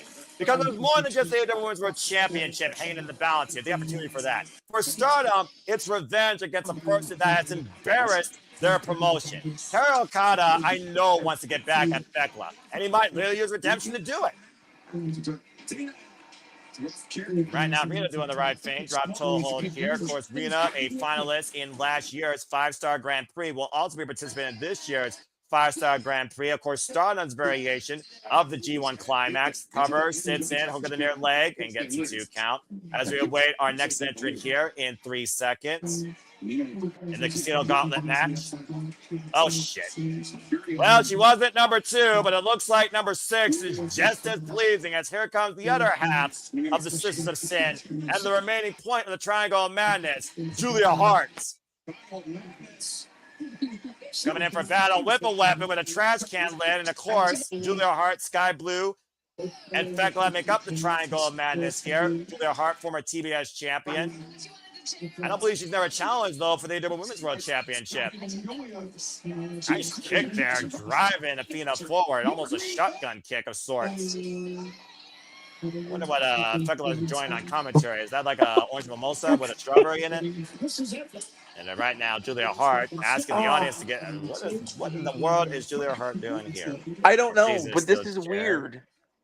Well, it is the Triangle of Madness. And swinging the chair and... Oh! What the hell? We're just winging it at everybody. Like, what is this? This is anarchy for the women, I guess. I don't know. But then again, Sky Blue, Julia Hart, I mean, are you going to argue with them, or are you just going to do what they say, Nick? Even if you're Canadian. I'm going to argue, because they're not... The goal of the match is to win the match and pin somebody. Maybe Figo doesn't want anybody to win the match. You think about that? Maybe the plant's in at this point. Because think about it. To your point, Sky Blue and Julia Hart are assaulting everybody on the outside, including staff. It's unnecessary conduct. For all I know, Julia Hart and Sky Blue just eliminated themselves. As Walter has literally lost all control here. As the gauntlet match continues, as we try to install some law and order, fuck television. Who the hell is that they got hooked? Is that more staff members? Yeah, that's great. Oh, jeez, DDT. They can't get disqualified. This is no DQ match. What do you mean? Well, again, though, we need a winner inside the ring, right? We don't need to be attacking security and independent talent and Justin Roberts is fat that he's not wearing a belt and wearing shorts here. I'm just saying. Okay. Noah, I love you, but I have to get this in. Go for it. I love the way that Sky Blue handles wood. Okay, well, there's JJ's freaking innuendo coming up tonight, and that was JJ's moment. And right now we got 2 men inside the ring as again. Oh, hello, banging on a trash can. There goes Athena, Brandon Maya, Julia Hart. Okay, someone wants to buy here. And this match is not brought to you by freaking JJ's robotic. Domare Gato. And right now, the Heart Lock might be in. Mina taking out Sky Blue, but Mina needs to be aware that a submission might be played in the middle of the ring. Of course, tap out or pinfall could happen anytime in this matchup. Just because hockey takes good grief. I mean, you know what? We're not at the beach, but you know what? Like I said earlier, we had a brawl. Why not? Let the women brawl. Freaking Julia Hart hooking up the feet. DDT! Beautiful DDT by Julia Hart. And a cover, lateral press, and a 2 count. I mean, it's not often you see AEW let the women fight on the outside, outdoors. So, I mean, if they get the chance to, why the heck not? I mean, again, Chris Statlander, Sky Blue, they welcome a hardcore spirit here. And, of course, Chris Statlander, we know that she's got a hardcore revenge in store for Persephone, maybe even at Grand Slam if we're lucky. I wouldn't mind seeing that. But fight, again, that's fine. You can brawl, but what the fuck? Why do you need to be like? I don't know. The point of the match is to win the match. Well, why not isolate win the yourself? match? Why not isolate yourself with one opponent then? And for all we know, Sky Blue and Julia Hart cleared out the field. Well, Mina just dropped Julia Hart, so maybe I was wrong. No, they Mina didn't. right now, the They only beat one. up all the security guards. They didn't beat anybody up. They beat up fucking security jobbers. Well, they wanted to make sure no one took their weapons, I guess. Or maybe they wanted to take weapons from them, including their belt and shirts. Julia Hart right now trapping Mina. And, of course, Fekla says she wants to face Sky Blue. Now covered by Athena. Gets a 2 count. I do wonder if Fekla actually does want to actually face one of her members of the Triangle of Madness yet, which she's actually never faced here in AEW. She's only worked with, might I add. She's never faced these two in any capacity. And Sky Blue has been very vocal about the point that she wants to represent AEW. She wants to be the face of this company. She wants to lead it forward. She's proud of this place, proud of this environment where she gets to be just a little bit of a hardcore bitch. As we are 8 seconds away from, I believe, I lost count, by the way, I think our 7th entrant here. We need somebody to literally clear this field and regain some control. Oh, wait a minute, that might work. The Thunder Rosa La Mera, of course, also a previous victim of Fekla. Challenge Fekla, of course, for the AEW Women's World Championship. In a Tijuana street fight. And a swing and a miss. Get to the midsection. Big stunner by La Mera. And also, of course, coming off that great chance against Divine Dominion alongside CMLL's Olympia. Thunder Rosa also previously faced Athena, actually last year prior to All In, for that Ring of Honor Women's World Championship, to the point they almost dislocated each other's shoulders. And Thunder Rosa right now, the freshest of everyone here at ringside, as Nick right now falls to darkness, which, again, sometimes even I do that, and I don't mind. And Thunder Rosa on the move, and a big drop kick to the midsection of Sky Blue with a steel chair. Whew. And, of course, we've seen Mina Shirakawa and Thunder Rosa work together recently on Collision. Up in the Fireman's Carry, airplane spin to Julia Hart. Big Samoa drop. And congrats, by the way, to Thunder Rosa, of course, winning that award in San Diego, being recognizing her. Wait, slap into roll on Maya World. Donald Stomp. And, of course, Thunder Rosa has a fair history of Maya World as well, down in Texas. Matchbook cover, and Rena breaks it up. Of course, several stars from Stardom are also on excursion right now in the States across multiple promotions, including MLW. Open palm strike there. And just teeing off here right now against Rena. And I don't think Rena's going to get the better of this exchange. That little pink devil up in the Fireman's Carry. And what's that? Oh, Ushigoroshi has swords over the knee. Neprica combo, cover the lateral press, gets a 2 count, says Paul Turner. I can see Thunder Rosa also go, oh, face! And then I do it the same way she won last year, Mina with the save. Breaking it up, and of course, Mina was the victim of Athena last year with that old face. That led to Athena winning last year's Women's Gauntlet. Combination offense right now by Shirakawa. 2, 3, whip, going out of the corner. 4. Big stunner.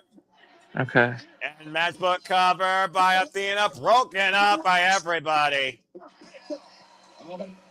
Oof. And right now, we await our next entrant here in 6 seconds. As again, it looks like no one right now is in the proverbial driver's seat. Let's see who else has in this crazy field of women. Hey! All right, we can go ahead. Obviously, you called it, and you called the number. Lucky day today. It's Willow Nightingale. Was that 7? That was 7. And Willow Nightingale is back. She's 8. I missed it by 1. La Mera was 7. Okay, I was trying to count that. So yeah, I was at 9. Fletcher with a spine buster. Of course, Willow Night got a vacate only the TBS Championship, but her star spot in the Owen due to that shoulder injury prior to that tournament. And right now, taking the triangle matters on 2-on-1, breaking the banner. And Willow Nightingale, of course, Mercedes Moné, you saw the angst on her face, considering she was not only the catapult to the CEO, she was also the downfall of the CEO, taking the most coveted prize, the TBS title. Cannonball the apron, wiping out the field. So nice to see Willow back. That brought a whole different spirit and mood to the amphitheater, except maybe Thekla. And now Athena, of course, who made evented with Willow Nightingale, power bomb on the apron for the Ring of Honor Women's World Championship up in the 5-minute scary death eye driver on the floor by the bed with the power. Former TBS champion 2 times over, and of course, inaugural AEW Women's World Tag Team champion. And you know Thekla definitely does not want to see Willow Nightingale face her. And around the triangle of madness working together, the Sisters of Sin, Julia Hart, Sky Blue, both victims of Willow Nightingale. Big thrust kick by Sky Blue. Sky on the move, Maya Will picking the legs out. And to Nick's and Jada's point, we are up to 8 women right now. It's a no-good driver on the floor. That might take Sky Blue out of the equation. Schoolgirl roll up by Julia Hart. Deep roll up, and Willow able to escape. Able to break free. And I wonder if Willow wants to face Mercedes. Let be with the dot there. And Willow's number 1 contender. Willow Nightingale versus Thekla, now at redemption for the AEW Women's World Championship. On July 26th in Montreal, Quebec, Canada. I almost wonder if Mercedes Moné has a preferred favorite. Someone she's already beaten, but someone that can actually beat her versus someone she's never faced before. Regardless, we now know what awaits July 26th in Montreal. From the Bell Center, Willow Nightingale will challenge Thekla for the AEW Women's World Title. Toxic Spear!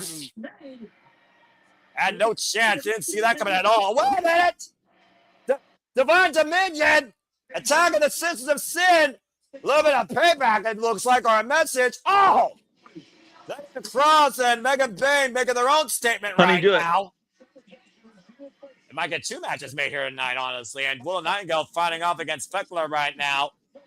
What the hell is happening here? That boot just turned her sideways.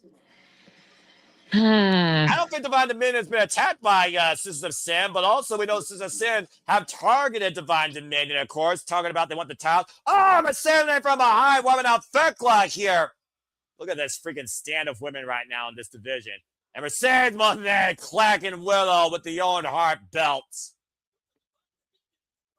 Divine Dominion and Mercedes Moné, that's a scary scene at the top of AEW. I'm just saying.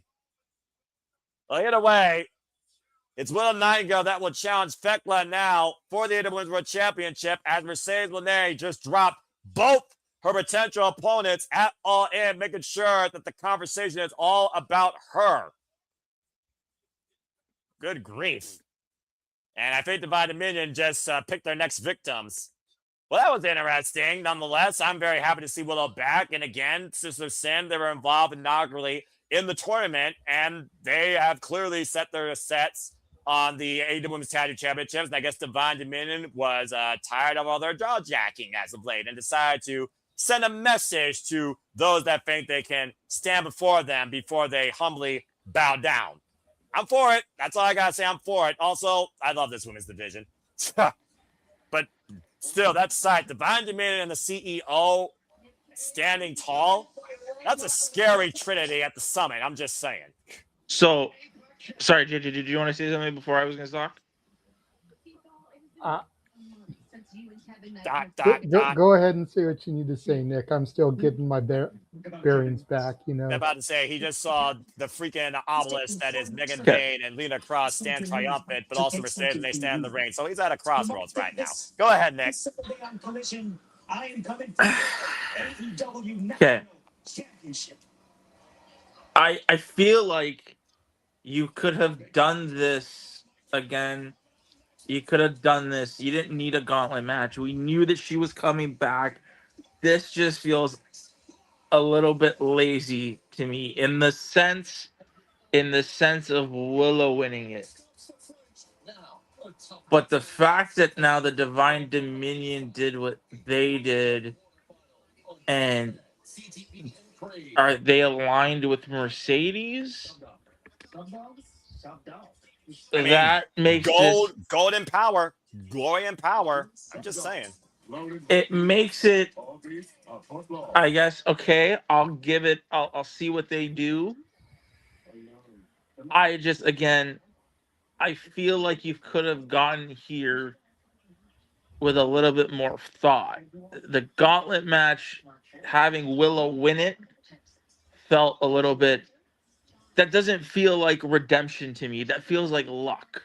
To be fair, Nick, you know AEW. There are those that may have never seen that type of match before and may have just know that Willow Nightingale is a favorite here. So again, you got to look at it from both sides of the coin. But from an avid fan of AEW, I do understand what you mean because it felt like a foregone conclusion, much like what happened Monday night with someone else we'll talk about, I'm sure, shenanigans. The weekly Myrick Conference of Wrestling Matters, you could stay tuned for. Wrestling JJ Williams. And then again, that might be water room talk because everyone kind of saw that coming from a mile away based on the circumstances. But anyway, I do see what you're saying, though. As we got a full commercial break, fuck television. I'm going to jump in here because we say it here across the Simply Reliable studios all the time. Predictability is not always Not a bad thing. Damn it. You know, we saw this coming a mile away. I knew, you know, that if I had put every last dollar that I don't really have down on Willow Nightingale, I was probably going to come the fuck up. So the outcome may have been, you know, a no-brainer. Didn't stop me from getting emotional watching her win. How can you not? Did you hear that pop for Willow Nightingale? We all love Willow. We all love Willow. Yeah, it's Willow time here at Zebra Studios. Exactly. You know, whether you saw it coming or you didn't see it coming or it was predictable or it was a swerve is irrelevant. The reaction of the crowd shows that it was the right decision. Amen, my brother. Preach. At the end of the day, as long as the crowd is invested in it, that's what's most important at the end of the day for the company and the product. And am I going to cry if / when she beats Thekla at Redemption? Probably so. Am I going to be pissed the fuck off when she loses it to Mercedes at All In? Hell yes, I am. All right, look at this guy. But it doesn't prevent me from having emotional attachment to the next matches in the storyline here, even though we more or less know the foregone conclusions. You're right. That's all you need to say. No, just like with your wife. Just like with your wife, all you got to say is you're right. Yep, that's it. We're done. That's it. He said the two words, but the conversation's closed. So that being said, folks, thank you for tuning in so much to AEW Dynamite Beach Breaks. We continue to sell on studios. I hope you've enjoyed. Please like, subscribe, comment, tell a friend. As again, we've had quite a fun night here tonight at AEW Dynamite. We started off with Ciampa beating. Go ahead, JJ. At the end of the day, no, and I hate to step on you. Who else that was in that match was a viable, legitimate contender other than Athena? Nobody, unless the fix was in with the Triangle of Madness. You kidding me? Nobody. No, but I'm not saying the fact of Willow winning. That's fine. It was a good moment. I'm just saying I wish they would have done more to give us an even more emotional moment. Okay. But if it's not about the moment, if it's a good thing that Willow won, stop trying to kill my buzz, fucker. And that being said, both of you can try to calm yourselves down as we get ready now for our main event for the AEW World Championship. It's time for MJF versus the Cleaner, Kenny Omega. It's all or nothing for Omega tonight, for if he loses, he will never get a shot at the AEW World Championship ever again. All in hangs in the balance for the Cleaner to rise one last time tonight in Clearwater, Florida at Beach Break.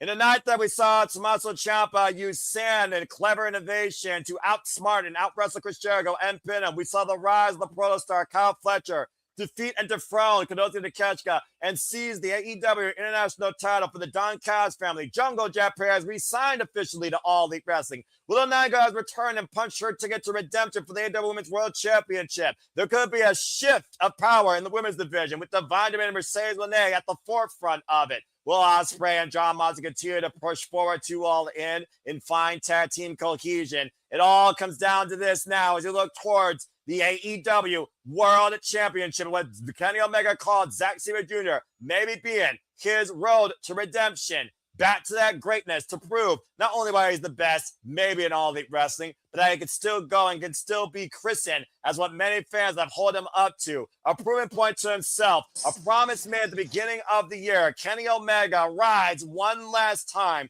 to take down the devil of professional wrestling, to prove once again why he's the god of pro wrestling, while seizing the AEW World Championship. It's Kenny Omega and MJF 3, and it's truly all or nothing.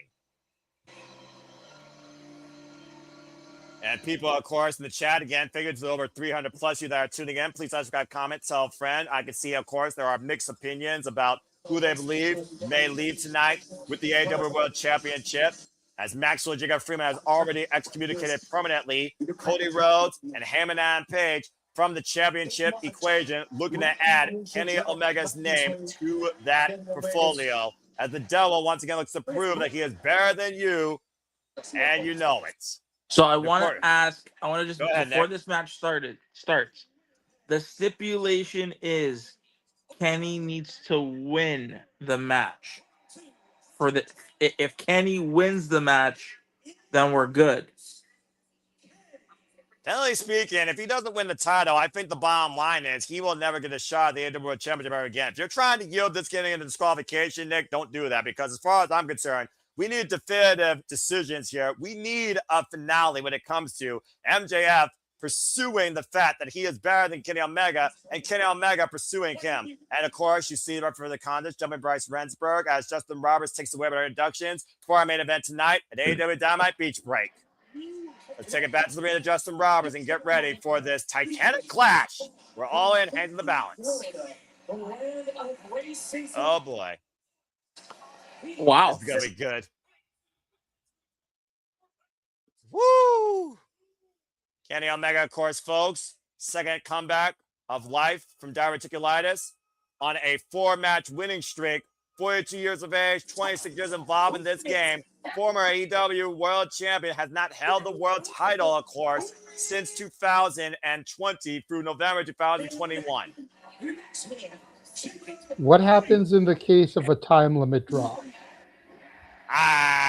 That I don't know either. And honestly, I feel like that he would ask for 5 more minutes, or MJF would say, you didn't beat me. You're out of the equation, pal. Because I think MJF's going to find every excuse possible outside disqualification to prove not only did I beat you, Kenny Omega, I gave you this last chance, and you blew it, pal. But in that case, he wouldn't have lost either.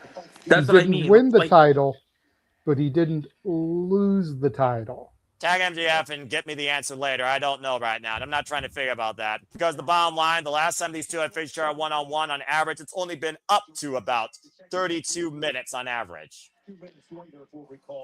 If Kenny wins, I'm just looking at it again. I'm looking at it as more of a story thing. If Kenny wins, because we're so close to redemption, who have they built up to face Kenny at Montreal? That's the one part that I'm not liking.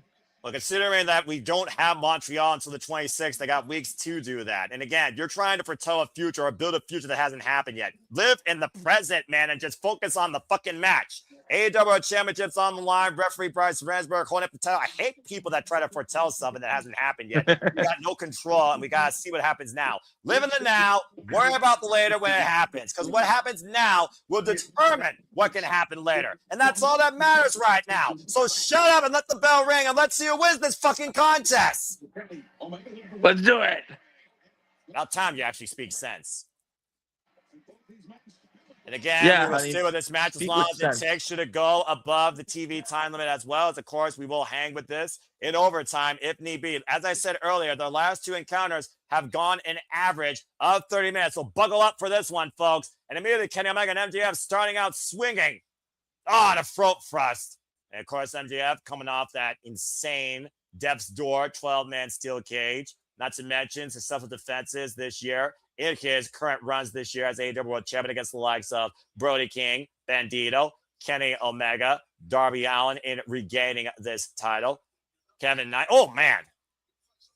Snapdragon, of course. And it's one of those things eventually that your opponent finally figures out your number. We saw how long it took for Kenny Omega to figure out Konosuke Okada. Looking for the one-wing angel and up and over. Hard landing to the floor. And Kenny Omega's legs crashing into the announce table. And shout out to my friend Sandy the Check. Good to see you. You are right. He is sporting Kota Ibushi colors. Shout out, of course, to his golden lover. MJF, of course, 30 years of age, involved in this game 11 years. And as I talked about before, the longest reigning AEW World Champion in this company's history. And MJF immediately trying to run away, it looks like. And jumping the barricade and leaving through the crowd of Clearwater. He might be looking to do what Nick might be wondering about. Kenny Omega in hot pursuit, considering what's on the line here. Again, there's no Young Bucks here tonight as well. Just Kenny Omega and literally the one corner man that's been by his side, conditioning him, preparing him, Michael Nakazawa. That's how important Kenny Omega is holding this. When MJF made that deal, and Kenny Omega accepted that deal from the devil. And I'll say we're in the 100 sections right now. Good grief. Getting a great look here at the All Elite Fleet. Standing room only in this amphitheater here. Security is going to have to be on high detail right now. And, of course, off of Lilicy is going to be offered here. Referee Bryce Rensburg following these two men as not only the AEW World Championship hangs in the balance, but very much the main event of Wembley Stadium. Will Ospreay, of course, who has shared pinfall losses and victories over both these men. Now, MJF trying to push fans out of the way here. And MJF will do everything he can to hold on to that title. I'm sure Kenny Omega will do more of the same, and MJF sticking it to the crowd as only he can. Freaking scumbag of the masses.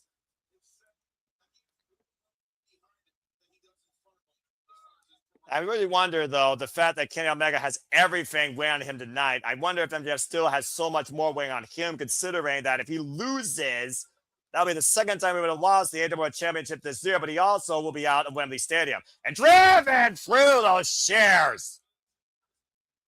3 or 4 rows, courtesy of Kenny Omega there. Disposable lawn chairs. I mean, again, that still has to be rather uncomfortable, I would think. Kenny Omega, of course, coming off a great winning streak against the likes of Bad Dude Tito, Tony Nese, and Zack Sabre Jr. And the people, of course, who have defined Kenny Omega's career, his entire career when it comes to what he has held up to and the expectations of him, both as a wrestler and a human being. Former AAA Mega Champion, IWGP Heavyweight Champion, IWGP United States Champion, AEW National, World, and Tag Team Champion. Basically completing the trifecta at one point before the Continental title, of course, was in existence. I'm not surprised at all, though, that MJF took it to the crowd, of course, because he always tries to get inside his opponent's head as much as he tries to get into the people's heads. And I also think, again, the fact that Kenny Omega just has a stronger mentality versus MJF, well, I think MJF just still pretty much weighs on his own insecurities, driven up and over back into the ringside area. And, of course, you see that heavily bandaged left leg of MJF. MJF, who has outlasted Texas Dev against him and Adam Page. 60-minute plus Iron Man match against the American Dragon, Bryan Danielson. 59 minutes and 58 seconds against Will Ospreay. And, of course, has also defeated Jon Moxley. In fact, he beat Jon Moxley for his first AEW World Championship. Looking to scramble for victory. Oh, and Bryce pulled in the way. MJF with a double A takedown, though, immediately taking advantage, creating an opportunity for himself. And MJF still right now on the attack. Now buying the pace of Kenny Omega. And the desperation of that devil's ugly mug. Whereas MJF's new world was brought back to life when he won that Fatal 4-Way last year at World's End to regain his Triple B for the second time. Telling everybody I'm going with Stan whether you like it or not. And of course, he was part of the inaugural All-In, not only gaining the Ring of Honor Tag Team Championships alongside his former Borchacho Adam Cole, but successfully retaining it in the main event.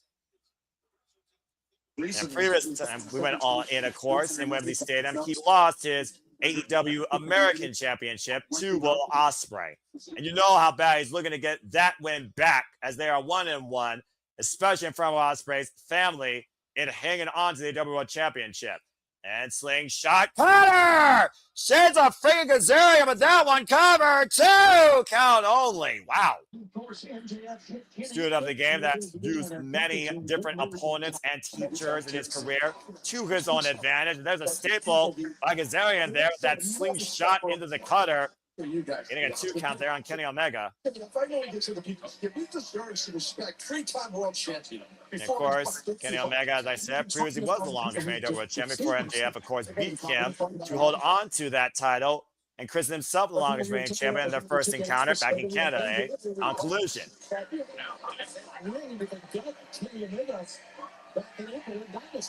Right now, MJF again, just literally being full of himself here. And again, I gotta wonder if MJF loses the title here, there is no redemption, there is no Wembley, and I don't think there's another second coming here. I don't think MJF can look at himself in the mirror if he loses the AEW Championship again, especially on the verge of main eventing against a man that, for all intents and purposes, he wants revenge against. And for what MJF's worth, he's got revenge against everybody that has beaten him at some point, including Mark Briscoe, by the way, which was the most recent defense on AEW Dynamite. Finally putting that redneck chicken man behind him once and for all. And Kenny Omega right now, again, who is 0-2 against MJF. Driving MJF into that high-rise chair. No lifeguard on duty here, though. Well, wait a minute, Omega ascending that chair. Oh boy, might be looking to go for a picture perfect moonsault. Wipe it out, MJF. Take a look at the replay here, folks. You're watching along with me. And again, think of those that are watching along. We hope to see you tomorrow for our coverage of TNA Impact. And also this weekend, we cover G1 Climax 36 opening day, retro watch along style, this coming weekend. Mega potentially with sand in his eyes, though. Again, I don't know how wise that is. We saw how detrimental it was to Chris Jericho. Sand in the eyes and blood caused Chris Jericho to lose here. I got a sand-covered champion thrown back inside the ring. Mega going up to the top rope. Who said you can't bring the beach into a wrestling company? Sizing up MJF out of the corner. Mid-side dropkick back on the shoulder blades, driving MJF to the outside. You were saying, Nick? I mean, I won't lie. This is a really nice venue. Like, it's really interesting to see it. But it would have been actually pretty cool to see them actually do it like along the beach. On the beach. Well, maybe that'll be next time. Because for the first time, we're seeing Beach Break actually alongside of Sunny Sunny. And again, we're seeing Kenny Omega. Fly topic on Kilo! Wiping out MJF to the outside. Hey, honey, you want to go to Montreal next month? Or in a few weeks? Okay, cool. Didn't your wife get enough of wrestling experience with you when you went all out? And of course, we go all out this year once again in Chicago. As Kenny Omega looks to go all out tonight in his last chance to the AEW World Title. Beautiful tope con Kilo, clearing the top rope. I mean, like, I really hope if Wrestle Dream does decide to be. When is Wrestle Dream again? That's in October. I think that's usually in October. Kataro Cruncher! Yeah, usually that's the October pay-per-view. And Kenny Omega right now. Owie! Shota! The neckbreaker over the knee. Modified variation of the Ushigoroshi. Smart move by Kenny Omega. Obviously softening up the head and neck of MJF. Possibly for a V-trigger impact. Side it up in a drop toe hold. And Kenny Omega first across the second rope. Of course, Kenny Omega's own momentum sometimes his own worst enemy when his opponent can exploit that to their advantage. Omega right now trying to get back to his feet. Sidestep, rebound. Uh-oh, got him. Look. Snapdragon! Snapdragon suplex. That explosive nature. Oh! Kick to the midsection. Rising knee. MJF coming into the offense. Rolling elbow connects. Kenny Omega. Bang! V-trigger. MJF rebound the ropes. Went for the lariat. Now MJF and Kenny Omega on the move. Boatman on the move right now. What? God! And Boatman climb out of the ring. And Boatman go down. Jeez. 0 to 100. Then back to 0 real damn quickly. AEW World Championship again hanging in the balance as Kenny Omega looks for redemption for MJF is 110% assurance to Wembley Stadium.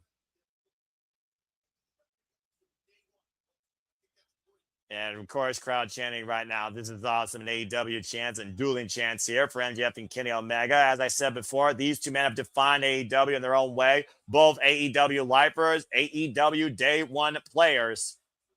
Kenny Omega, of course, was involved inaugurally in the first pay-per-view main event of AEW at Double Up 2019 with a loss against Chris Jericho. And again, backbreaker over the knee, power bomb. MJF once again taking control. Kenny Omega pausing for the package. Pile driver! Let him press that might be it. Kick it to barely. Getting the shoulder up at 2.5. And Kenny's been dropped hard down, though, and compressed on his vertebrae.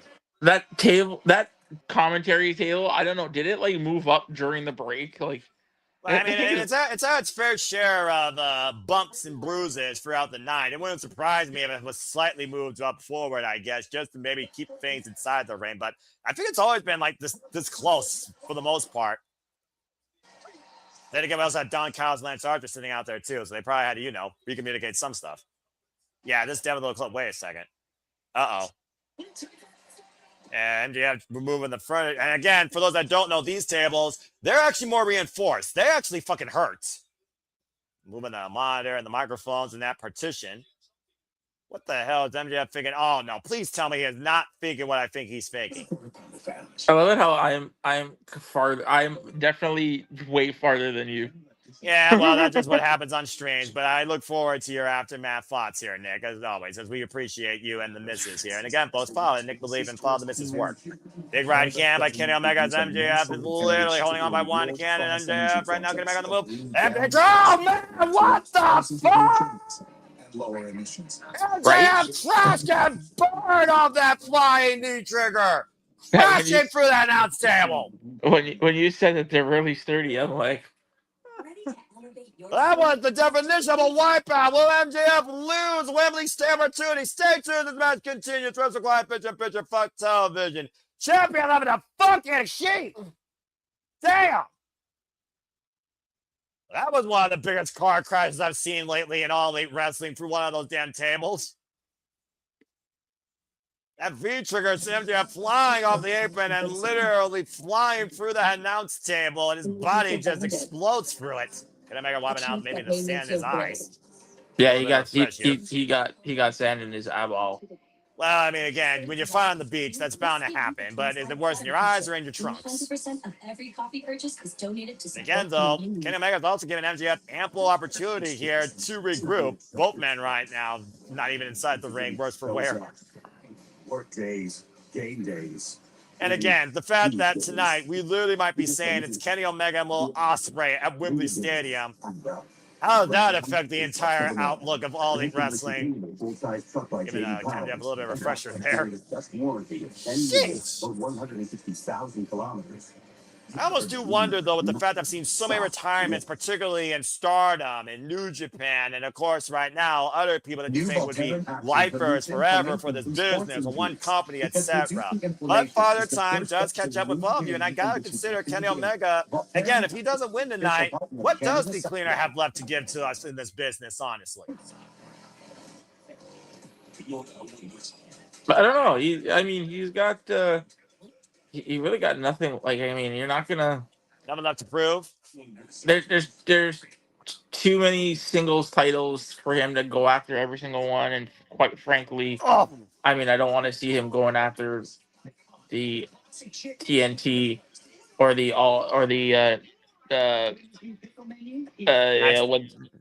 kill it. Come on, you can name them all, Nick. You can name them all. I can't. There's too many to name. All of the other ones. All the other ones. What a big pop out of an answer. It's not my fault. They have 18 different titles that all kind of name the same. Like, I was gonna call it the All Atlantic title. I don't know why. But it was first called the All Atlantic title. I know. So, I mean, you're not wrong again. And Pop was the inaugural champion. We got a brand new champion, Kyle Fletcher, tonight, and what's now Chris, and of course, the AEW International Championship. You're not wrong, but at the end of the day, if you're not here to be the top of the business, even if you were there before, and you can't get a chance again to be there, what more do you have to prove for yourself? Like, honestly, he's had quite a freaking career, and because the man's a made man. He needs to give nothing else to this business. Hell, he needed to give his own damn life at one point for this business. And it very well might be the same thing tonight. And welcome back to the AEW Dynamite, our main event as the AEW World Championship hangs in the balance. Both these men words for wear, the AEW World Championship and Wembley Stadium against Will Ospreay right now. Yet to be determined here between MJF and Kenny Omega. What is their third ever singles encounter? Last time these two faced each other, of course, back at Dynasty, took 38 minutes, and there is no announce table right now. That is literally the most wrecked announce table I've ever seen, I think. And Kenny Omega and MJF both been on the apron. Take a look, by the way, at this scene here with this bang! Flying leg kick, excuse me, not a V-trigger, that sent MJF flying through that announce table head first. Over the front of it, and of course that partition removed and literally crashing in a heap. Double punch right there by MJF as both men on the apron. Dangerous territory. Might be looking for, oh, no. And Pod's looking for a one-wing angel on the apron, trying to hook MJF's head. MJF claiming that he's the only man to ever kick out of it. And right now, MJF literally fighting for his own life, breaking the eyes of Kenny Omega. MJF still fighting, though. Got back inside and separation created between both men. That was just a definite measure there for MJF, and I don't blame him in the slightest. One-wing angel is one thing. One-wing angel on the apron, damn near might well put MJF on the injury shelf again. Knife edge chop. And of course, the first time they faced each other was back in 2023. And that match went also for about 30 damn minutes. These guys have had 2 half-hour clinics, respectively, in their AEW careers against each other. And that's how important this title and this chance is. Steamroller, and Kenny Omega almost lost his footing there on that. The fans again trying to will Kenny Omega here. What is his last chance as he climbs the barricade? Picture perfect moonsault, but it hits MJF's knees. Great scouting by the champion. Now, MJF again knows he can't use a steel chair here. That would yield him disqualification. At least by hand he can't. Oh, wait a minute. Might have other intentions in mind. Seeing a chair in front of him and driving Kenny Omega with a tombstone in his own knees into a seated chair. We've seen so many times that MJF will put his own knees, his own body on the line in championship matches, particularly. That's going to definitely probably haunt MJF the rest of this match here, especially with the fact that that left leg is nowhere near 100%. At one point, we were arguing whether MJF was actually injured. Of course, he's been dealing with that lingering leg injury. Try saying that 3 times fast, folks. Since Dynasty earlier this year when he faced Kenny Omega for the AEW World Championship to defend it. And it's not been the same since. Now, MJF possibly looking for the Heat Seeker DDT the same way he put down Mark Briscoe, Ambrose Whoa! I took the leg there as Kenny Omega was able to escape. You see the way immediately how MJF grabs knee injury, but also is perched against the bottom rope.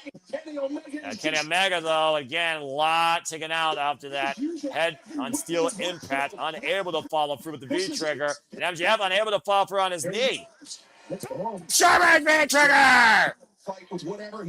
Scores face first! That knee on target. Once again, can Kenny Omega finish him? Hoisted up in the legendary position. Hook of the head. Can he get it? And again, MJF still finding back. Turn down.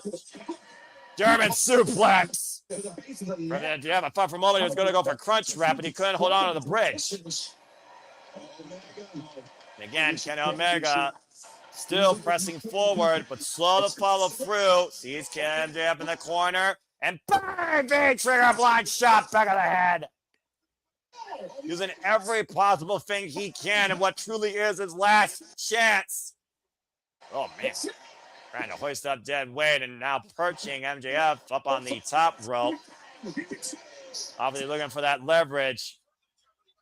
And again, trying to hold on to that top turnbuckle to avoid falling off here. And Kenny Omega, oh boy, this is not going to end well. I've seen him do this before, the likes of Hiroshi Tanahashi. Nearly dropped the damn man on his freaking head. Oh boy, and MJF might literally be out of it. And also seeing this done to Speedball Mike Bailey and retaining the AEW National Championship in a triple threat at one point. Kenny Omega with MJF high up on the shoulders. Take around the corner. Omega drops high on the back of his head, and MJF hobbling forward, looking to follow through it again. Look at Omega. Second DDT. It might be over. It's a cover, and MJ, no! Somehow, someway, Kenny Omega still lives. That heat seeker have been many of opponents undoing during MJF's championship runs, but not Kenny Omega in his last chance for one last run tonight. Ridiculous poison run to take out of the corner. He literally blew his own damn knee in the process. And then crowning Kenny Omega with that draping DDT, that heat seeker, 2 and 9 taps. Doing chance right now for Kenny Omega and MJF here in this capacity crowd at this amphitheater at Beach Break, where tidal waves could be in store for us of change if MJF loses what he covers most, that Triple B, the AEW World Championship. Now bringing the title from the timekeepers area, clearly trying to exploit it to his own advantage. At this point, he might be looking for the disqualification, much as I wrote Nick off earlier. Wouldn't be the first time I've ate crow from a Canadian. MJF, of course, the 18th AEW World Champion in this company's history. Fallen lineage, he's led by Jon Moxley, Kenny Omega, Hangman Page, Chris Jericho, Swerve Strickland, Bryan Danielson, and of course, Darby Allin. And wait a minute. And now bearing the 100K Dynamite Devil Ring behind Bryce Rensburg's back, looking to square him up. And oh, wait a minute. Now will Ospreay sees the ring. We saw that heated face-to-face earlier here tonight between Kenny Omega and Will Ospreay. Now Kenny Omega with the Triple B in hand. He's got the title. Oh, wait a minute. Omega didn't pull the trigger on the smoking gun as Bryce Rensburg's distracted. Omega, oh, a low blow, and Ciampa might be his downfall, and MJF just crowned Kenny Omega with the title. Not like this. Cover, and kick out one. What the hell? Look at the fans of MJF. He can't fucking believe it. Look at the fans of Ospreay. He can't fucking believe it. As MJF right now sees the two men that later will define the AEW World Championship. And Kenny Omega's asking MJF to bring it. And Will Ospreay now going to the backstage and seizing that ring. And again, Kenny Omega wants to do this the right way. Now going to his MMA background here, teeing off high and low against MJF. Closed fist. Backing MJF up against the ropes here. And kicks relentlessly against MJF's head. Just literally unleashing everything. And looking to follow through again. Bang! Big trigger! And Kenny Omega's not done! Second V trigger! Back-to-back succession. MJF left in a heap. And right now, Kenny Omega truly in the driver's seat. Might be looking for the trifecta following through. Bang! Third V trigger connects! 3 in a row in quick succession. MJF up in position. Kenny Omega, one-wing angel cover. 2. Kenny Omega is the new AEW World Champion. He fucking did it. It's Omega versus Ospreay now at Wembley Stadium. Unfucking believable. A titanic shift in the all-elite wrestling landscape and the all-in main event picture as Kenny Omega finally rises over the devil and is the new AEW World Champion.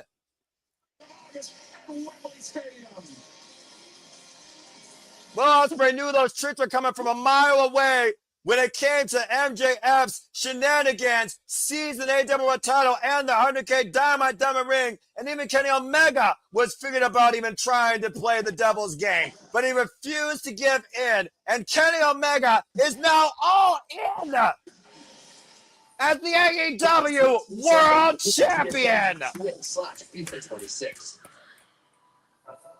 And there you see the official graphic. Take a picture, folks. It will last a lifetime. It's Kenny Omega versus Will Ospreay at All in London for the AEW World Championship. What a fucking main event that's ahead. I can't wait till August 30th now. What an incredible moment. What an incredible night as the Beach Break brings a new AEW World Champion to rise. Kenny Omega is once again on top of the world, and it's heading to Wembley Stadium. As Beach Break comes to a close, we bid you all thank you so much for the 7 Hour Studios. And until the next time we see you in Kenny Omega fashion, I now bid you all a fine adieu. For Nick and the missus, the better half. For the American Wrestling JJ Williams, for all of you that tune in on the Seminole Foster, stay tuned for On Demand G1 Climax 36 Baddie Bracket Breakdown and our retro watch-along coverage this weekend. And of course, until next time, as always, make a positive impact in life. Have a good night. This has been AEW with the best wrestler, Kenny Omega, once again, season AEW World title. We'll see you next time here at the Super Reliable Studios. Cut the fucking feed.